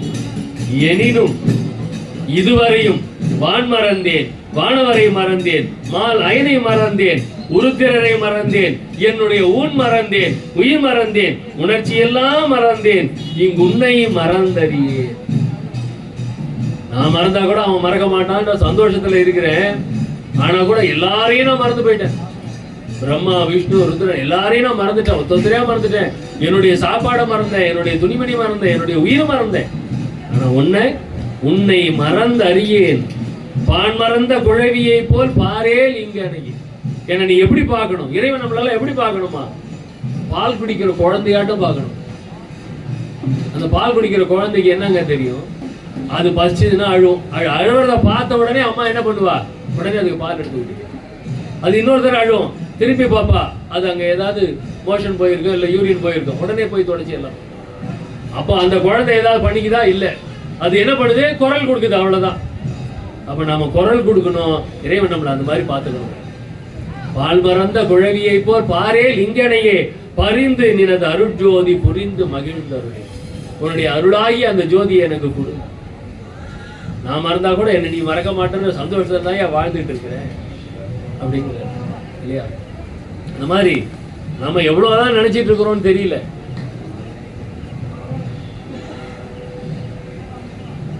ஆனா நம்ம மறக்கிறோம், இறைவனை மறக்கிறோம். எப்படியெல்லாம் மறக்கிறோம்? தொல்லை வினை ஆழ்த்தா மய உலகில் அற்ப மகிழ்ச்சியினால் வாழ்த்தாமல் உன்னை மறந்ததுண்டு. அற்ப மகிழ்ச்சியினால் வாழ்த்தாமல் உன்னை மறந்ததுண்டு. சின்ன சின்ன சந்தோஷங்கள் நமக்கு கிடைக்குது, அதுல ஆண்டவனையே மறந்து போயிடும். அதுக்கெல்லாம் என்ன அர்த்தம் சொல்லுவோம்? என்னுடைய லக்கு எனக்கு அடிச்சிருச்சு. கஷ்டம் வரும்போது மட்டும் என்ன ஏண்டாப்பா இப்படி சோதிக்கிற வாஸ்தவம் தானே. சந்தோஷம் வரும்போது மறந்துடுறோம். அப்பா எனக்கு இப்படிப்பட்ட ஒரு விஷயத்தை கொடுத்திருக்கிறியே ரொம்ப நன்றின்னு சொல்றோமா? நான் எவ்வளவு கஷ்டப்பட்டு உழைச்சேன் தெரியுமா? அதனாலதான் எனக்கு இவ்வளவு விளைச்சல் கிடைச்சிருக்கு. புயல் அடிச்சு எல்லாம் பாய்ச்சின்னு வச்சுக்கோங்க. என்ன ஆண்டவா, நான் உன்னை டெய்லி 3 தடவை கோயிலுக்கு வந்துகிட்டு இருந்தேனே, இப்படி பண்ணிட்டியே அப்படிங்கிட்டு. அது ஏன் நல்ல விளைச்சல் வரும்போது ஆண்டவனை கூப்பிட மாட்டேங்கிறோம்? தொல்லை வினை ஆழ்த்தா மய உலகில் அற்ப மகிழ்ச்சியினால் வாழ்த்தாமல் உன்னை மறந்ததுண்டு. ஆனா அவன் எப்படிப்பட்டவன்? இறைவன் எப்படிப்பட்டவன்? பேயரன வாங்காது நாமே மறந்தாலும் நம்மை விட்டு நீங்காத நம்முடைய நேசன் கான். அவன் எப்படிப்பட்டவன்? நம்ம மறந்தா கூட நம்மை விட்டு நீங்காமல் நம்மோடையே இருக்கக்கூடிய நேசன் தான் நம்மளுடைய இறைவன். பேயரென வாங்காது நாமே மறந்தாலும் நம்மை விட்டு நீங்காத நம்முடைய நேசன் கான். அப்படிப்பட்ட இறைவனை நம்ம எப்படியெல்லாம் நினைக்கணும், எப்பெல்லாம் நினைக்கணும்? வள்ளல்வர்மான் சொல்லுவாரு, இருக்கும் பொழுதும் படுக்கும் பொழுதும் இதே சிந்தனையில் இருக்கும். அப்ப என்ன, மூச்சுன்னு இருக்கும் போதும் அதுதான் இருக்கணும். தூங்கும் போது நம்ம கனவு வந்தா யார் கனவுல வரணும்? இறைவன் தான் கனவுல வரணும். கனவை வந்தாலும் இறைவன் தான் வரணும். மூச்சுட்டு இருக்கும்போது இறைவனுடைய சிந்தனையிலேயே தான் இருக்கணும். எவ்வளவு வேலை பண்ணாலும் எல்லா வேலையும் பண்ணுங்க, ஆனா சிந்தனை இறைவன் மேல இருக்கணும். வாயி இறைவனோட நாமத்தை முணுமுணுத்துக்கிட்டே இருக்கணும். அப்படியே முணுமுணுத்துக்கிட்டே எல்லா வேலையும் பார்க்கலாமே நம்ம. அப்ப வேலை நல்லபடியா நடக்கும், எந்த தடையும் இல்லாம நடக்கும். 7 வகை பிறவிகளுள் எப்பிறவி எய்தினும் எய்துக. 7 பிறவி, 7 வகை பிறவியுள் எப்பிறவி எய்தினும் எய்துக. பிறப்பில் இனி நான் எய்தாமை எய்தினும் எய்திடுக. இருமையினும் இன்பம் எய்தினும் எழுதுக. வழுவகை துன்பமே வந்திடினும் வருக. மிகு வாழ்வு வந்திடினும் வருக. வறுமை வருகினும் வருக. மதிவரினும் வருக. அவமதிவரினும் வருக. உலகில் மற்ற எதுவரினும் வருக. அல்லது எது போயினும் போக. அவ்வளவுதான். 7 பிறவில எது வந்தாலும் பரவாயில்ல, வருந்துட்டு போட்டோம். உலகத்துல எது வந்தாலும் வரட்டும், எது போனாலும் போட்டோம். அவமானம் வருதா, வந்துட்டு போட்டோம். மதி வருதா, வரட்டும். இல்ல அவமதி தான் வருதா, அதுவும் வரட்டும். ஆனா எது போகினும் போக நின் இணையடிகள் மறவாத மனம் ஒன்று மாத்திரம் எனக்கு அடைதல் அரசே. எனக்கு அடைதல் வேண்டும் அரசே. உன்னுடைய அந்த திருவடிகளை மறவாத மனம் ஒன்று மாத்திரம் எனக்கு அடைதல் வேண்டும் அரசேன்னு பாடுறாரு. எது வந்தாலும் வரட்டும், எது போனாலும் போட்டோம், எதை பத்தி கவலை கிடையாது. ஆனா இந்த மனசு உன்னை மறக்கவே கூடாது. நின் திரு அடிகள் இணையடிகள் மறவாத மனம் ஒன்று மாத்திரம் எனக்கு அடைதல் வேண்டும் அரசு. இது ஒண்ணு மட்டும் போதும் ஐயா. இந்த விண்ணப்பம் வச்சாலே போதும், வாழ்க்கையில எல்லா நன்மைகளும் நம்மளுக்கு கிடைச்சிடும். இறைவனுடைய இந்த பொற்பாதங்களை மறக்காத மனசு மாத்திரம் வேணும்னு வேண்டிக்கணும். வேற என்ன வேண்டும் இறைவன் கிட்ட? வேற எதுவுமே வேண்டாம், எதுவுமே வேண்டாம். ஒண்ணும் இல்ல, ஒருத்தன் ஒரு ராஜா கிட்ட போய் ஒரு 4 பேர் கேட்கிறான். ராஜா 4 பேர்கிட்ட உனக்கு என்னென்ன வேணும் கேளுங்கப்பா, நான் கொடுத்துட்றேன். ஒருத்தன் ஒரு 4-5 கிராமத்தை கேட்குறான். எடுத்துக்கோ, அந்த கிராமம்லாம் ஒண்ணுதான். இன்னொருத்தன் பெரிய பங்களாக்கள் எல்லாம் எனக்கு கட்டி கொடுக்கணும், நிறைய எல்லாத்தையும் கட்டி எடுத்துக்கணும். இது மாதிரி 3 பேர் ஒன்னொன்னு கேட்டாங்க. 4வது ஆள் கேட்டான், நீங்க ராஜா நீங்க எங்க வீட்டுல வந்து கொஞ்ச நாள் தங்கணும்னா. ராஜா கிட்ட நீங்க எங்க வீட்டுல வந்து கொஞ்ச நாள் தங்கணும், அவ்வளவுதான் எனக்கு. 3 பேரும் என்ன சரியான முட்டாளா இருக்கிறான். ராஜா வந்து எவ்வளவு பெரிய வாய்ப்பு கொடுத்திருக்கிறாரு, அதை பயன்படுத்திக்காம வந்து கொஞ்ச நாள் தங்கிட்டு போங்கிறான். ராஜா பாக்குறாரு, அவன் வீடு எங்க இருக்குது? ஏதோ ஒரு கிராமத்துல அப்படி ஒத்தையடி பாதையில போய் ஒரு குடிசையில உட்காந்துருக்கான். ராஜா அங்க போய் எப்படி தங்கறது? ஏடா முதல்ல பெரிய ரோட போடுறான்னு. அந்த ஊருக்கு ரோடு வருது. ராஜா எங்க போய் தூங்குவார்? குடிசையில தங்குவாரு. அங்க ஒரு அரண்மனையை கட்டுறான். அவனுக்கு ஒரு அரண்மனையை கட்டி கொடுக்குறாரு. ராஜா அங்க போய் தங்கினா ராஜா காரியங்கள்லாம் எப்படி நடக்கிறது? அவ்வளவுதான். அந்த கிராமத்தை சுத்தியும் பெரிய மாட மாளிகை எல்லாம் பெருசு பெருசா வந்து. அவன் கேட்டது என்ன? நீ வந்து என் கூட கொஞ்ச நாள் தங்கணும்னா. அவனுக்கு என்ன கிடைச்சது? மற்ற 3 பேருக்கும் கிடைச்சது அதிகமா கிடைச்சது. நம்ம என்ன வேண்டணும் இறைவன் கிட்ட? எனக்கு வீடு வேணும், கார் வேணும், அதெல்லாம் வேண்டணுமா? என்ன வேண்டணும்? இறைவா நீ என் கூட கொஞ்ச நாள் இரு. போறாதா? ஒரு நாள் வந்து நம்மளோட இருந்தா நம்ம பிறவி பயன் மொத்தமா அடைஞ்சிருமா மாட்டோமா? அப்ப இறைவன் கிட்ட என்ன வேண்டணும்? நீ என் கூட வந்து கொஞ்ச நாள் இருயா, இல்லையா? அவன் வந்து கொஞ்ச நாள் இருந்தா எப்படி இருக்கும் நம்மளுடைய நிலைமை? யோசிச்சு பாருங்க. ராஜா வந்து உட்கார்ந்தாலே மொத்தம் மாறி போகுது. அப்ப இறைவன் நம்மளோட இருந்தா நம்ம அதை வேண்டது இல்லை. நம்ம வேண்டதெல்லாம் சின்ன சின்ன விஷயங்களை போய் இறைவன் வேண்டிட்டு இருக்கு. ஒரு பெரிய கோடீஸ்வரன் உட்காந்துருக்கிறான். உனக்கு எவ்வளவுப்பா வேணும்னு கேட்டா எனக்கு ஒரு 100 ரூபா கொடு. நான் கேட்கறது, இறைவன் எப்படிப்பட்டவன்? இந்த பிரபஞ்சமே அவனோடது. அவன்கிட்ட என்ன கேட்கணும்? பெருசா கேட்கணும். எது பெருசு? இறைவன் தானே பெருசு. அப்ப நீதாயா வேணும்னு கேட்கணும். நீ வாயா, எனக்கு நீதாயா வேணும். அவன் பின்னாடி எல்லாம் வந்துருமா வராதா? அவ்வளவுதான். இதுதான் சூட்சுமம். வள்ளல் பெருமான் அந்த சூட்சுமத்தை கண்டுபிடிச்சிட்டார். எல்லாரும் இறைவன் பாதத்துல போய் இருக்கணும், உன்னுடைய சமூகத்துல இருக்கணும்லாம் வேண்டாங்க. வள்ளலார் எனக்கு அதெல்லாம் தேவையில்லை, இந்த ஆட்டெல்லாம் போங்க ஆட்டம், எனக்கு நீதான் வேணும். உன்னுடைய உடல் பொருள் ஆவி எனக்கு வேணும், என்னுடைய உடல் பொருள் ஆவி நீ எடுத்துக்கோ, உன்னுடைய உடல் பொருள் ஆவி எனக்கு கொடுன்னு கேட்டார். அதுக்கப்புறம் பாடுறாரு, உவப்புடன் அளித்தானா. இறைவன் எப்படி கொடுத்தானா? சந்தோஷமா கொடுத்தான். கண்ணப்ப நாயனார் கதை எல்லாருக்கும் தெரிஞ்சிருக்கும். எனக்கு ரொம்ப பிடிச்சது கண்ணப்ப நாயனார் பக்தி தான். அவருடைய ஆரம்பம் காட்டுக்கு வேட்டையாட போறாங்க. வேட்டையாட தான் போறாங்க. அங்க வந்து ஒரு சிவலிங்கத்தை பாக்குறாரு. அவ்வளவுதான், நம்மளுக்கு அது சிவலிங்கம். ஆனா கண்ணப்ப நாயனார் என்ன பண்ணாரு? அது பார்த்த உடனே, ஐயோ பெருமானே நீ இந்த காட்டுல தனியாவா இருக்கிற? எப்படி? ஐயோ பெருமானே நீ இந்த காட்டுல தனியாவா இருக்க?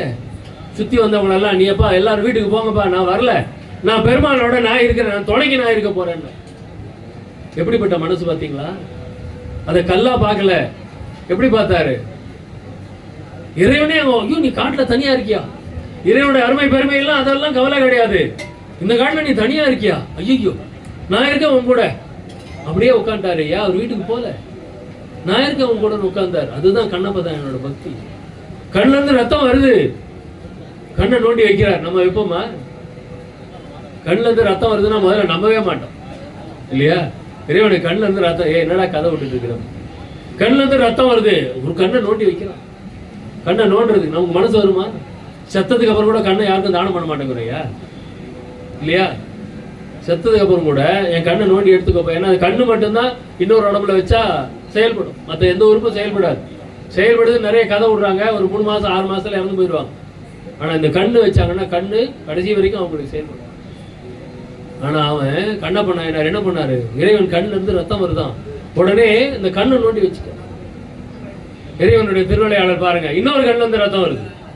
ஐயோ, இன்னொரு கண்ணுல இருந்து ரத்தம் வருதே, என்னடா பண்றது யோசிக்கல. ஆஹா பெருமானே, எனக்கு இன்னொரு கண்ணு இருக்குது ஐயா, அதையும் நான் நோண்டி வைக்கிறேன். ஐயோ, நோண்டி வைக்கும் போது தப்பா வச்சுட்டு கண்ணு கீழே வந்துச்சுன்னா என்ன பண்றது? காலத்துக்கு கண்ணில் வச்சான். தன்னுடைய காலத்துக்கு இறைவனுடைய இன்னொரு கண்ணில் வச்சு, எதுக்காக வச்சான்றது அங்க முக்கியம். எதுக்காக வச்சான்? நம்மளால செருப்பை கட்டி தானே கோயிலுக்குள்ளார போறோம். அவன் காலையே தூக்கி பெருமான் மேல வைக்கிறானே, எப்படிக்கு வச்சான்? இன்னொரு கண்டு கீழே விழுந்துடாம இறைவனுக்கு அந்த கண்ணை கொடுக்கறதுக்காக கொண்டு போய் வைக்கிறான். அந்த எண்ணம் எப்பேற்பட்ட எண்ணம் ஐயா! கூலா கண்ணை நோண்டிட்டாங்க, ரெண்டாவது கண்ணையும் நோண்டிட்டாங்க. இறைவன் காட்சி கொடுத்துட்டான். அந்த பக்தி, பக்தியிலே சிறந்த பக்தி அது அவனோட பக்தி தான். அவனோட பக்தி தான், ஈடனையே கிடையாது, ஈடனையே. அப்படிப்பட்ட பக்தி நம்மளுக்கு இருக்குதா? முயற்சி பண்ணி அந்த பக்தியை வளர்த்துக்கலாம். சரிங்களா? அந்த பக்தியை வளர்க்கணும்னா இறைவனை கல்லா பார்க்க கூடாது, இறைவனை இறைவனாக பார்க்க வேண்டும். இது மலையா பார்க்க கூடாது. எல்லாரும் நான் மலையை சுத்தி வரேன், மலையை சுத்தி வரேன், இனிமே அந்த வார்த்தையை பயன்படுத்தக்கூடாது. நான் பெருமானை, சிவபெருமானை சுற்றி வருகின்றேன் அப்படின்னு சொல்ல. நீ இணையடிகள் மறவாத மனம் ஒன்று மாத்திரம் எனக்கு அடைதல் வேண்டும் அரசே அப்படின்னு வள்ளலார் வேண்ட. பொய்யாத மொழியும் மயல் செய்யாத செயலும் வீண் போகாத நாளும் விடயம் புரியாத மனமும் உட்பிரியாத சாந்தமும் புந்தி தளராத நிலையும் எய்யாத வாழ்வும் வேறு எண்ணாத நிறைவும். இதெல்லாம் ஓகே. பொய்யாத மொழி, மயல் செய்யாத செயல், வீண் போகாத நாள், விடயம் புரியாத மனம், உட்பிரியாத சாந்தம், புந்தி தளராத நிலை, எய்யாத வாழ்வு, வேறு எண்ணாத நிறைவு. இதெல்லாம் தாண்டி நினை என்றும் மறவாத நெறியும், நினை என்றும் மறவாத நெறியும், இரவாத தகமும் மேல் பிறவாத கதியும் இவ்வேழைக்கு அருள் செய் கண்டாய். நான் திரும்பி இந்த பிறவி போதுயா, இதுவே என்னுடைய கடைசி பிறவியாக இருக்க வேண்டும். இனிமே நான் பிறக்கவே கூடாது. பிறக்க கூடாதுன்னா என்ன பண்ணணும்? இறக்கக்கூடாது. அவ்வளவுதான். பிறக்க கூடாது அப்படின்னா இறக்கக்கூடாது. ஆனா வள்ளலார் என்ன பண்ணாரு? இரவாத தகவும் மேல் பிறவாத கதியும் கொடு. நான் இப்ப இறக்கவே கூடாது. இறக்காம இருந்தா பிறக்கவே மாட்டேன். நம்ம எல்லாம் பிறவி வேண்டாம் பிறவி வேண்டாம்னு சொல்லி தப்பு தப்பா இதுவரைக்கும் வந்த ஞானிகள் கேட்டாங்க. பிறவி வேண்டாம்னா பிறவியை தடுக்கவே முடியாது. நம்முடைய வினைக்கேற்ப நமக்கு பிறவிகள் உண்டு, அதை தடுக்கவே முடியாது. அப்போ பிறக்க கூடாது அப்படின்னா இறக்க கூடாது. அதனால்தான் வள்ளலார் பெருமானுடைய தாரக மந்திரம் என்ன? மரணமிலா பெருவாழ். வள்ளலார் பெருமானுக்கு எப்படி கிடைச்சது? இறைவா நின்னை கனவிலேனும் யான் மறப்பனோ, இறைவா நின்னை கனவிலேனும் யான் மறப்பனோ, எந்தாய் உலகத்தவர்கள் போல் நான் இனி இறப்பனோ, மறை வாசகமும் பொருளும் பயனும் மதிக்கும் மதியிலே. மறை வாசகமும் திருவாசகத்தை தான் சொல்றாரு. மறை வாசகமும் பொருளும் பயனும் மதிக்கும் மதியிலே வாய்க்க கருணை புரிந்து வைத்தாய் உயர்ந்த பதியிலே. எனக்கும் உனக்கும் இசைந்த பொருத்தம் என்ன பொருத்தமோன்னு பாடுவார். யாருக்கு? சிவபெருமானுக்கும் வள்ளலார் பெருமானுக்கும் என்ன பொருத்தம்னு பாடுறார். எனக்கும் உனக்கும் இசைந்த பொருத்தம் என்ன பொருத்தமோ, இந்த பொருத்தம் உலகில் பிறருக்கு எய்தும் பொருத்தமோ அப்படின்னு பாடுவார். ஏன் அப்படின்னா, இறைவா நின்னை கனவிலேனும் நான் மறப்பனோ. கனவுல கூட இறைவனை மறக்க கூடாது. நம்ம கனவுல சுவிட்சர்லாந்து போலாமா, யூஎஸ் போலாமா அப்படின்னு கனவு. மறப்பேன் அலேன் மறப்பேன் அல்லேன் உன்னை ஓர் கணமேனும் மறக்கில் அன்றே இறப்பேன். இது சத்தியம் சத்தியம் சத்தியம். 3 சத்தியம் போடுறார். இதெல்லாம் அருட்பாவில் இருக்கக்கூடிய பாடல்கள். மறப்பேன் அலேன் உன்னை ஓர் கணமேனும் மறக்கில், ஒரு க்ஷணம் ஒரு வினாடி, உன்னை ஓர் கணமேனும் மறக்கில் அன்றே இறப்பேன். இது சத்தியம் சத்தியம் சத்தியம் இசைத்தேன். பிறப்பே தவிர்த்தனை ஆட்கொண்டு அமுதம் பெரிதளித்த சிறப்பே அருட்பெரும் ஜோதி மன்றோங்கு செழும் சுடரே. இங்க பார்த்து நம்ம அரோகரா அரோகரான்னு கும்பிட்டு இருந்தோமே, யாராவது ஏதாவது வேண்டுறோமா? உலகியல் வேண்டுதல் தான் நமக்கு.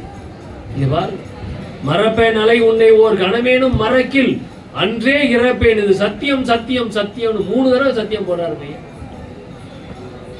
இறைவனை மறந்தா, நான் எங்க வீட்டுல எல்லாம் நிறைய சொல்லியிருக்கிறேன், உண்மையிலேயே சொல்லியிருக்கிறேன்.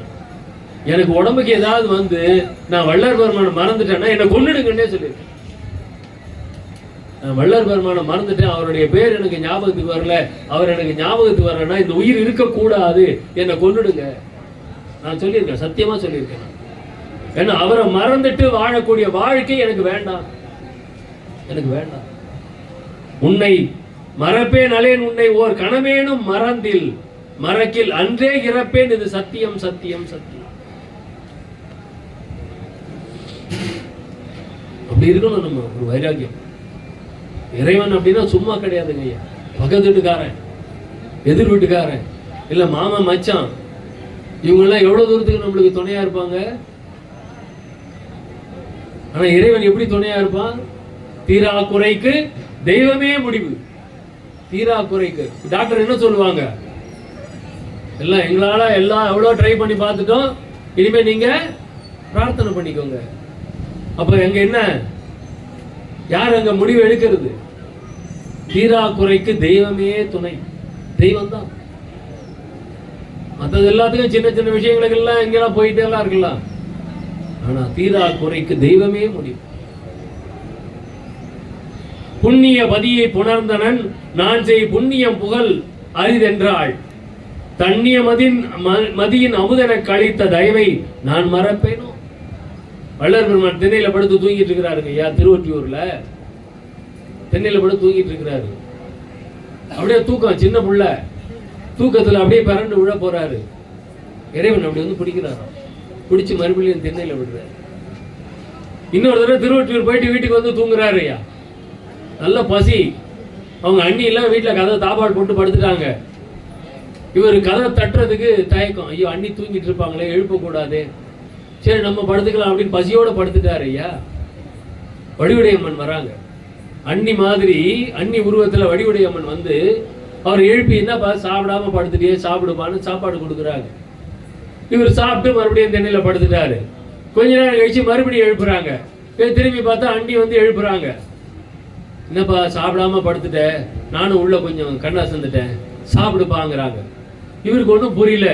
என்ன இப்பதானே அண்ணி சாப்பாடு கொடுத்தீங்க, அண்ணி அம்மான்னு கூப்பிடுவாராம். இப்பதானே அண்ணி அம்மா சாப்பாடு கொடுத்தீங்க, நான் இப்பதான் சாப்பிட்டு படுத்தேன், அதை பாருங்க நான் சாப்பிட்ட இலை கூட அங்க இருக்கு அப்படிங்கிறார்.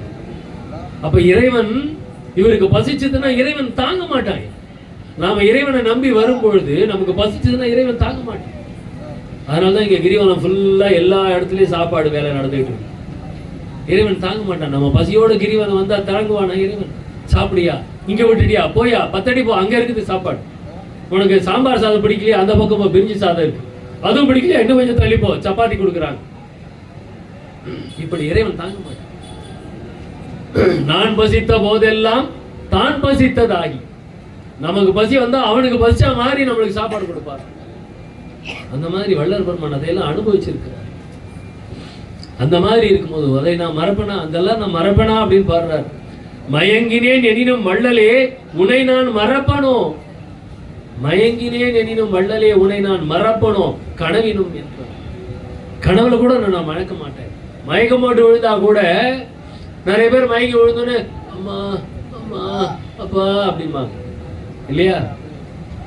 வள்ளலார் என்ன பண்ணுவாராம், உட்கார்ந்தாலும் சரி எந்திரிச்சாலும் சரி என்ன சொல்லணும்? இப்ப நம்ம எல்லாம் என்ன சொல்லணும்? உட்கார்ந்தாலும் எந்திரிச்சாலும் நமச்சிவாயான்னு சொல்லி உட்காருங்க ஐயா, நமச்சிவாயான்னு எந்திரிங்க இல்லையா? நாங்கெல்லாம் ராமலிங்கான்னு சொல்லி உட்காருவோம். என்ன பண்ணாலும் அவர் பேர் தான் முதல்ல வரும். நீங்க எந்த தெய்வத்தை கும்பிடுறீங்களோ அந்த தெய்வத்து பேர் தான் நம்ம வாயில வரணும், மற்றதெல்லாம் வர வேண்டாம். அது வந்தா போதும்.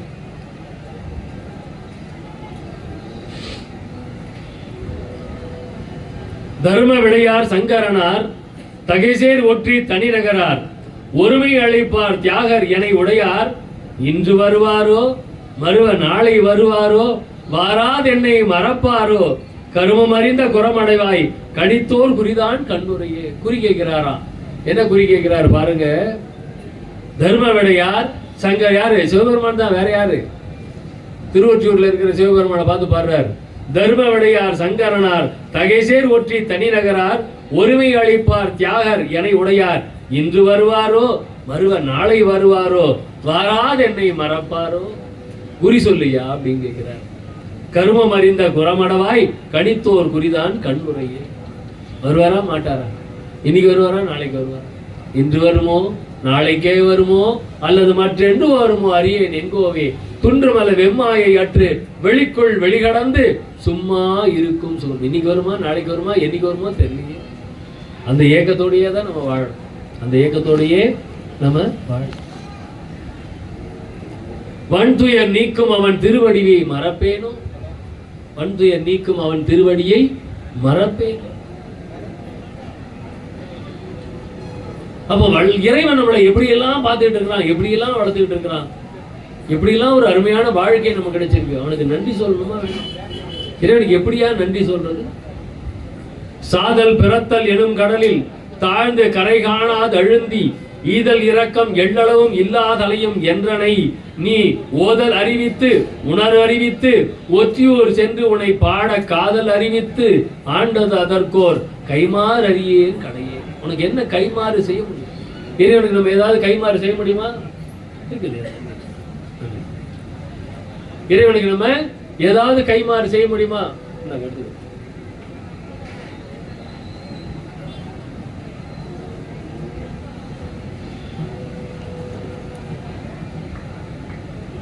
என்னையா செய்ய முடியும்? இறைவனுக்கு ஏதாவது செய்ய முடியுமா? ஐயா வந்து பாடுற பாவம் எனும் ஒரு பெருஞ்சரக்கு பையை எடுத்து நம்ம என்ன தூக்கிட்டு வந்திருக்கிறோம் இந்த பிறவியில? பழைய பிறவியோட பாவம் ஒன்றைய சுமந்து வந்துட்டு இருக்கிறோமா இல்லையா? வள்ளலார் பாடுறார், பாவம் எனும் ஓர் பெருஞ்சரக்கு பையை எடுத்து பண்பறியா கோபம் எனும் ஓர் குரங்காட்டும் கொடியேன் தன்னை பொருட்படுத்தி. எப்படிப்பட்ட வாழ்க்கையை வாழ்ந்திருக்கிறோம்? பாவி மன குரங்காட்டம் பார்க்க முடியாது. பதிவெறுத்தேன் நிதி வெறுத்தேன் பற்றனைத்தும் தவிர்த்தேன். அந்த அந்த மனசு குரங்கு மனசு ஆட ஆரம்பிச்சதுன்னா அவ்வளவுதான். இங்க கொடுக்கிறார், பாவம் எனும் பெருஞ்சரக்கு பையை எடுத்து பண்பறியா கோபம் எனும் ஓர் குரங்காட்டும் கொடியேன் தன்னை பொருட்படுத்தி தேவர் அமுதே சிவனே நின் திருத்தாள் ஏத்த ஒற்றி எனும் காவல் நகரம் வரச் செய்தாய் கைமாறறியே கடையே. அந்த திருவொற்றியூருக்கு வர செய்தாய், அதுக்கு நான் என்ன கைமாறு கொடுக்க போறேன்? இப்ப இங்க நம்மள எல்லாம் வர செஞ்சிருக்கிறாரே, இறைவனுக்கு நம்ம என்ன கைமாறு செய்ய போறோம்? ஏதாவது செய்ய முடியுமா நம்மளால? இறைவனுக்கு ஏதாவது இல்லையா? என்ன கைமாறு செய்ய முடியும்? அவனை நினைச்சுக்கிட்டே இருக்கிற கைமாறு மட்டும்தான் செய்ய முடியும், வேற எதுவுமே செய்ய முடியும். இறைவன் கிட்ட என்ன இல்லை நம்ம கொடுக்கறதுக்கு? என்ன இல்லை நமக்கு அவனுக்கு கொடுக்கறது? நம்ம மனசுல எதையாவது ஏத்திக்கிட்டே இருக்கிறோம். மனசை நம்ம வந்து தெளிவா வச்சுக்கிறதே கிடையாது, காலி பண்றதே கிடையாது. மனசை காலி பண்றதுக்கு எதையாவது அதுக்குள்ளார சுமந்துக்கிட்டே இருக்கிறது. ஒரு புத்தர்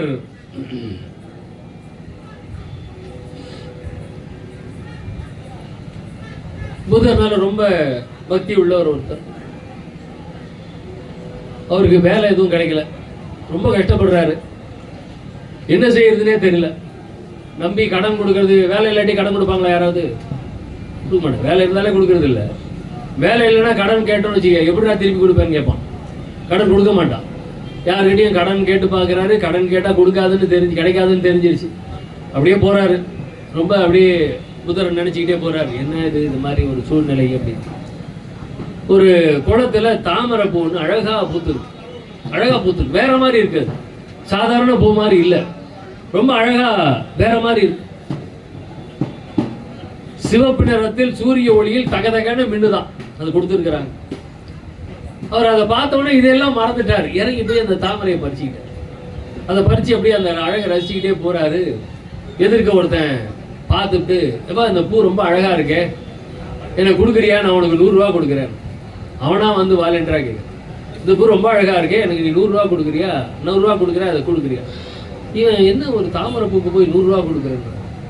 இல்லப்பா வேண்டாம்பா அப்படின்னு போயிட்டார். ஏன்னா அழகா இருக்குது, இது எதுக்கு நம்ம கொடுக்கணும் அப்படின்னு பார்த்துட்டு வச்சுக்கிட்டே போயிட்டே இருக்காரு. இன்னொருத்தன் வரான், அப்பா இது ரொம்ப அபூர்வமான பூ மாதிரி இருக்குதே, நான் உனக்கு 500 ரூபா கொடுக்குறேன், கொடுக்குறியா? என்னடா இந்த பூக்கு விலை கூடிக்கிட்டே போகுது அப்படின்னு போறான். பார்த்தா ராஜா அந்த பக்கமா போறாரு, ஓரமா ஒதுங்கி நிக்கிறான். ராஜா கண்ணில் அந்த பூ படுது.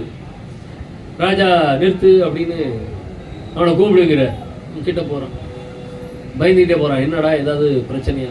அவரு என்ன அவன் கையில வச்சிருக்க? தாமரை பூ. இது வித்தியாசமா இருக்குதே, உனக்கு என்ன வேணும்னாலும் கேள்வி, அந்த பூ என்கிட்ட கொடு, உனக்கு என்ன வேணும்னாலும் கேள்வி, அந்த பூ என்கிட்ட கொடு. இவன் அப்படி என்ன ராஜா இந்த பூல இருக்கு, ஆளாளுக்கு விலை பேசிக்கிட்டே இருக்கிறீங்க, அப்படி என்ன இந்த பூல இருக்கு? இல்ல இல்ல, நான் புத்தரை பார்க்க தான் போய்கிட்டு இருக்கிறேன், இந்த அபூர்வமான பூ அந்த புத்தருக்கு காணிக்கையா கொடுத்தா ரொம்ப பெருமையா இருக்கும், கொடுன்னா. இவனுக்கு இவன் புத்தருடைய பக்தன் தானே, ராஜா என்ன இந்த பூவை கொண்டு போய் கொடுக்கறது? இல்ல மன்னிக்கணும் ராஜா, நானும் புத்தரை தேடி தான் போறேன், இந்த பூவை நானே அவருக்கு கொடுத்துட்றேன் அப்படின்னு சொல்லிட்டு ராஜாக்கு கொடுக்கல, புத்தரை தேடி போனான். புத்தர் போயிட்டு அந்த காலடியில பூவை வச்சான், அந்த தாமரை பூவை வச்சுட்டான். புத்தருக்கு இந்த விஷயம் எல்லாம் தெரிஞ்சிருக்கும் இல்லையா, அவர் சிரிச்சுக்கிட்டே, என்னப்பா இந்த பூவை கொண்டாந்து கொடுக்குற? இல்ல இது ரொம்ப அபூர்வமான பூவா எல்லாருமே வந்து சொல்லிட்டு இருந்தாங்க, உங்க காலடியில கொடுக்கறதுக்கு என்னுடைய இதயத்தை தான் உங்க காலடியில கொடுக்கணும், இது அபூர்வமான பூ, இதை என்னுடைய இதயமா நினைச்சு உங்க காலடியில நான் சமர்ப்பிச்சிருக்கிறேன், இதை நீங்க என்ன நீங்க ஏத்துக்கோங்க அப்படின்னா, என்ன நீங்க ஏத்துக்கோங்க. அப்ப இறைவன் கிட்ட கொடுக்கறதுக்கு எதை நாம் காணிக்கையாக தர வேண்டும்? விலை மதிப்பில்லாத ஒண்ணு காணிக்கையா தரணும். அந்த தாமரை பூங்கிறது ஒரு உதாரணம் தான். விலை மதிப்பில்லாத நம்முடைய உள்ளத்தை இறைவனுக்கு காணிக்கையாக தர வேண்டும். உள்ளத்தை கொண்டு இறைவன் பாதத்துல போட்டுருங்க, அவன் பார்த்துப்பான் எல்லாத்தையும். ஆமா, நம்ம வேற என்ன செய்ய முடியும் இறைவனுக்கு? வள்ளல் பெருமான் நிறைய பாட்டு பாடி இருக்கிறார், உனக்கு நான் என்ன பண்ண முடியும், இச்சிறிய நாள் ஆவதென்ன அப்படின்பாரு. இச்சிறிய நாள் என்னால என்ன பண்ண முடியும் உனக்கு, இச்சிறிய நாள் ஆவதென்ன அப்படின்பாரு. கடையேன் புரிந்த குற்றமெல்லாம் கருதாது என்னை, கடையேன் புரிந்த கற்றமெல்லாம் கருதாது என்னுட் கலந்து கொண்டு தடையே முழுதும் தவிர்த்தருளி தனித்த ஞான அமுதளித்து புடையே இருத்தி அருட்சித்தி பூவை தனக்கும் உணர்த்தி அருட்கொடையே கொடுத்தாய் நிந்தனுக்கு கைமாறேது கொடுப்பேன். எல்லாத்தையும் கொடுத்த உனக்கு நான் என்னையா ரிட்டர்ன் கொடுக்க போறேன், என்ன கொடுக்க முடியும்னு கேட்கிற, உனக்கு நான் என்ன கொடுக்க முடியும்? நம்ம பிறந்து இப்படி வளர்ந்து உட்கார்ந்துட்டு இருக்கிறேன்னு நான் இப்போ முன்னாடி, நான் என்னுடைய பிறவி அப்படிங்கிறது எங்க ஆரம்பிக்குது? ஒரு சிற்று அணுல ஆரம்பிக்குது இல்லையா? எல்லாம் நம்ம எல்லோருடைய பிறவியும் ஒரு அணு துகள்ல ஆரம்பிக்குது.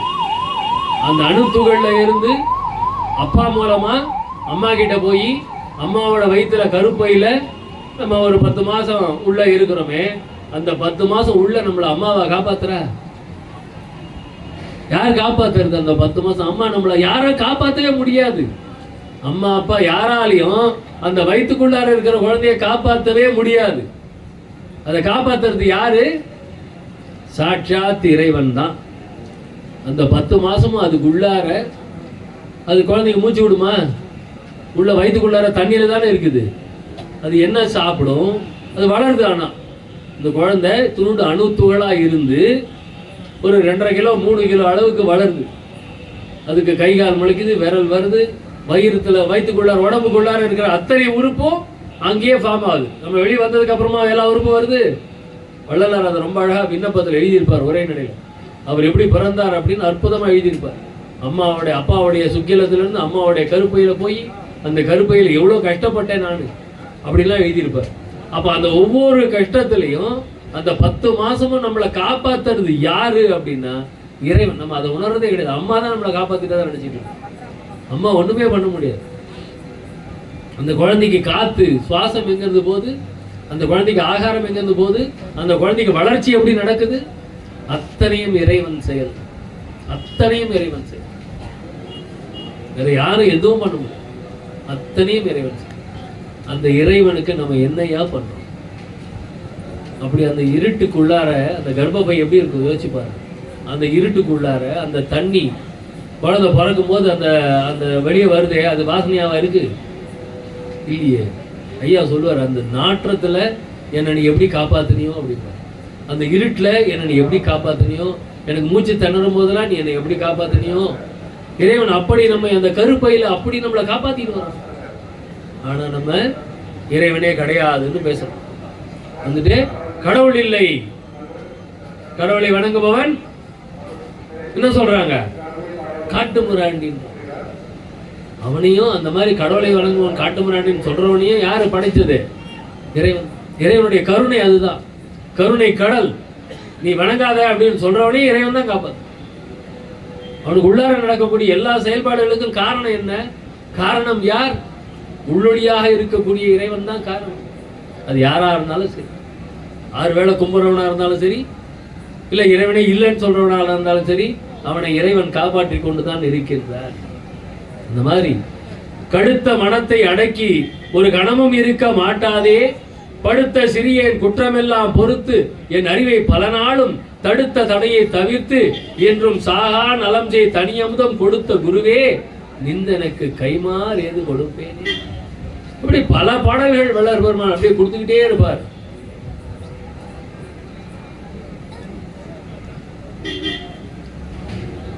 அப்படி இறைவனுக்கு நம்ம என்ன கைமாறு கொடுக்க முடியும், என்ன செய்ய முடியும், என்ன செய்ய முடியும், இறைவனுக்காக நாம் என்ன செய்ய முடியும்?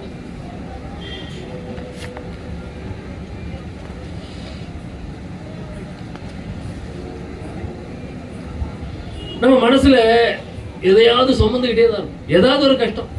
இங்க உட்கார்ந்து பேசிட்டு தான் இருக்கிறேன், முடிஞ்ச உடனே கார் எடுத்துட்டு போக முடியுமான்னு யோசனை வரும். நீ நைட்டே போக முடியுமா, இல்ல காலையில தான் போக முடியுமா, யோசனை வரும். இன்னைக்கு வரல, சொல்றேன் ஒரு உதாரணத்துக்கு சொல்றேன். ஏதாவது ஒண்ணு மனசுக்குள்ளார ஒரு சங்கடத்தை போட்டு வச்சுக்கிட்டே இருக்கும். ஒரு சிஷியனும் குருவும் அப்படியே போறாங்க. ஒரு ஆத்தங்கரையில ஒரு அழகான பொண்ணு உட்காந்து தேம்பி தேம்பி அழுதுகிட்டே இருக்கு, ரொம்ப அழுதுகிட்டே இருக்கு. அந்த குரு பாக்குறாரு, என்னடா இந்த பொண்ணு அழுதுகிட்டே இருக்கு அப்படின்னு கிட்ட போறாரு. ஏமா அழுதுகிட்டு இருக்கிற? நான் அழுதுகிட்டு இருக்கிறேன் ஐயா, உங்களால உங்ககிட்ட சொன்னாலும் பிரயோஜனம் இல்லை, நீங்க உங்க வேலையை பாருங்கன்னு.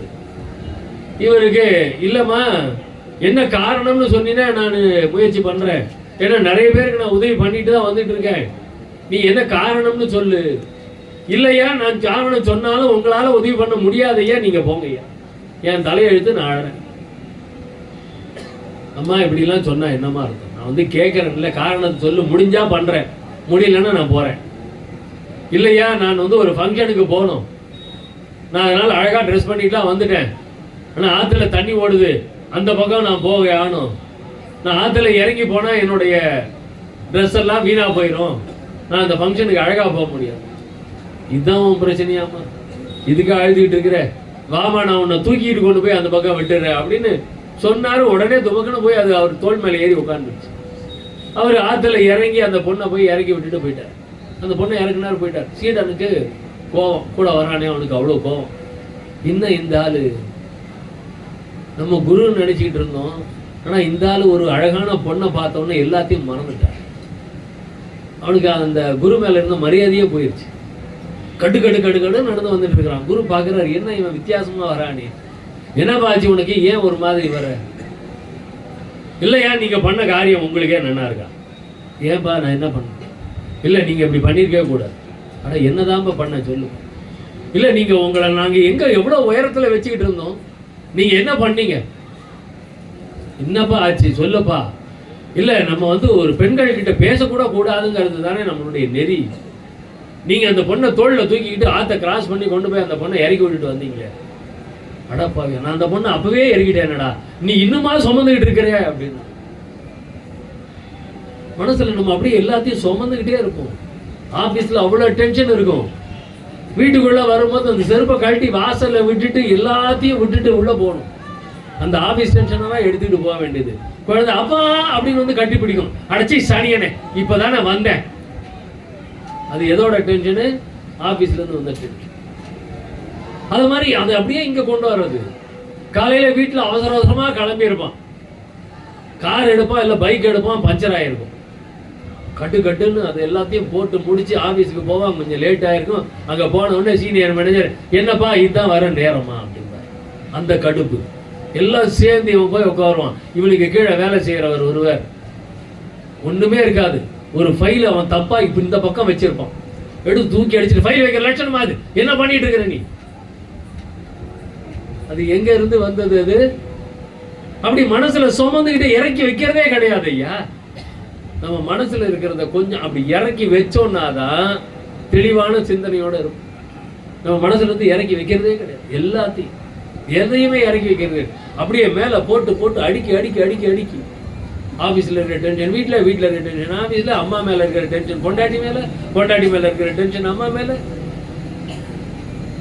அப்ப இதெல்லாம் எப்படி எப்போ அடக்கி வைக்க முடியும், எப்போ இதெல்லாம் இறக்கி வைக்க முடியும்? இறை சிந்தனைக்கு போனாதான் இந்த மனசுல இருக்கிறது இறக்கி வைக்க முடியும். மனசுல இருக்கிறது இறக்கி வச்சாதான் இறை சிந்தனைக்கு போக முடியும். இது முட்டையில இருந்து கோழி வச்சா, கோழில இருந்து முட்டையை வச்சா கதை. அப்ப எதை பண்றது? ரொம்ப அழகா பகவத்கீதையில ஒண்ணு சொல்லுவான். ஒரு உபன்யாசம் பண்ணிக்கிட்டே இருக்கிறார், பகவத்கீதை உபன்யாசம் பண்ணிக்கிட்டே இருக்கிறார். என்ன மாதிரி ஒருத்தன் வந்தான், கடைசி நேரம் முடிய போகுது. அப்போ வந்தான், சாமி நீ இவ்வளவு நேரம் சொன்னீல்ல, நான் கேட்கல, இப்ப எனக்கு பகவத்கீதைய 2 நிமிஷத்துக்குள்ளார சொல்லணும், சொல்ல முடியுமான்னா? அவர் அப்படி பார்த்தார், என்னடா 2 நிமிஷம், என்னடா 2 வரியில நான் சொல்றேன் அப்படின்னார். அவனுக்கு ஷாக் அடிச்சு போச்சு. 2 வரியில சொல்றியா? ஆமா. பிடி விடு இல்ல விடு பிடி, இவ்வளவுதான்டா பகவத்கீதைனார். என்னையா அர்த்தம்? பிடி விடு இல்ல விடு பிடி, உன்னுடைய பற்றுகளை எல்லாம் விடு, இறைவனை பிடி. இதுதான் பகவத்கீதை சொல்லுது. முடியலையா?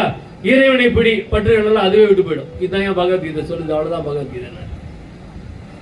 பிடி விடு, இறைவனை பிடி, மற்றதெல்லாம் விட்டு போயிடும். முதல்ல விடு பிடின்னா முடியாது, நம்ம எல்லாத்தையும் விட முடியுமா? விட முடியல. அப்ப விடு பிடி நம்மளுக்கு சாத்தியம் இல்லை. ஐயா அது கொஞ்சம் கஷ்டம். அப்ப பிடி விடு, இறைவனை பிடி, மற்றதெல்லாம் விட்டு போயிடும். நீ எதையும் விடவே வேண்டாம். பகவத்கீதை தான் சொல்லுது. இவ்வளவுதான் பகவத்கீதை சொல்லுது. எல்லாவற்றையும் விட்டு விட்டதனால் வந்த லாபம் இது. வள்ளல் பெருமான் சொல்லுவார், எல்லாவற்றையும் விட்டு விட்டதனால் வந்த லாபம் இது. நீங்களும் என்னை போல் விட்டு விட்டீர்களானால் என்னை போல் பெரிய லாபத்தை பெறுவீர்கள். இல்ல என்னால எதையும் விட முடியாது. அப்ப பிடி, இறைவனை பிடியுங்கள், எல்லாம் உங்களுக்கு கிடைச்சு. இந்த அற்புதமாக வள்ளல் பெருமான் அதை சொல்லியிருப்பார் என்று சொல்லி, இறைவனை நாம் அந்த மறவாத மனம் நமக்கு வேண்டும் என்கின்ற ஒரு பிரார்த்தனை எப்பொழுதுமே இறைவனிடத்திலே நாம் வைக்க வேண்டும். அப்படி ஒரு பிரார்த்தனை நாம் வைத்தோம் என்றால் இறைவன் நம்மை மறக்க மாட்டான். இறைவன் நம்மை மறக்க கூடாது என்றால் நாம் இறைவனை மறக்க கூடாது. அதனால எப்பொழுதும் இறை சிந்தனையோடு நாம் இருக்க வேண்டும் என்கின்ற விண்ணப்பத்தை இங்கே வைத்துக் கொண்டு, இறைவனை நம்மோடு இருக்க வேண்டும் என்கின்ற பிரார்த்தனையை இனிமேல் நாம் செய்வோம். யார் நம்ம கூட இருக்கணும்? இறைவன் நம்ம கூட இருக்கணும். வேற எதுவும் வேண்டாம், மற்றதெல்லாம் தன்னால வரும். எதையும் நாம் இறைவனிடத்திலே தனித்து வேண்டவே வேண்டாம். இறைவா நீ என்னோடு இருத்தல் வேண்டும் என்கின்ற ஒரு விண்ணப்பத்தை மாத்திரம் இறைவனிடத்திலே வைப்போம் என்று வேண்டிக் கொண்டு, அற்புதமான இந்த தலைப்பை இங்கு வழங்கிய இந்த நமது அன்பர்கள் அனைவருக்கும் நன்றி பாராட்டி, இங்கே அமர்ந்து கேட்டிருந்த, சென்று கொண்டே கேட்டிருக்கக்கூடிய அனைவருக்கும் நன்றி பாராட்டி விடைபெறுகிறேன். நன்றி, வணக்கம்.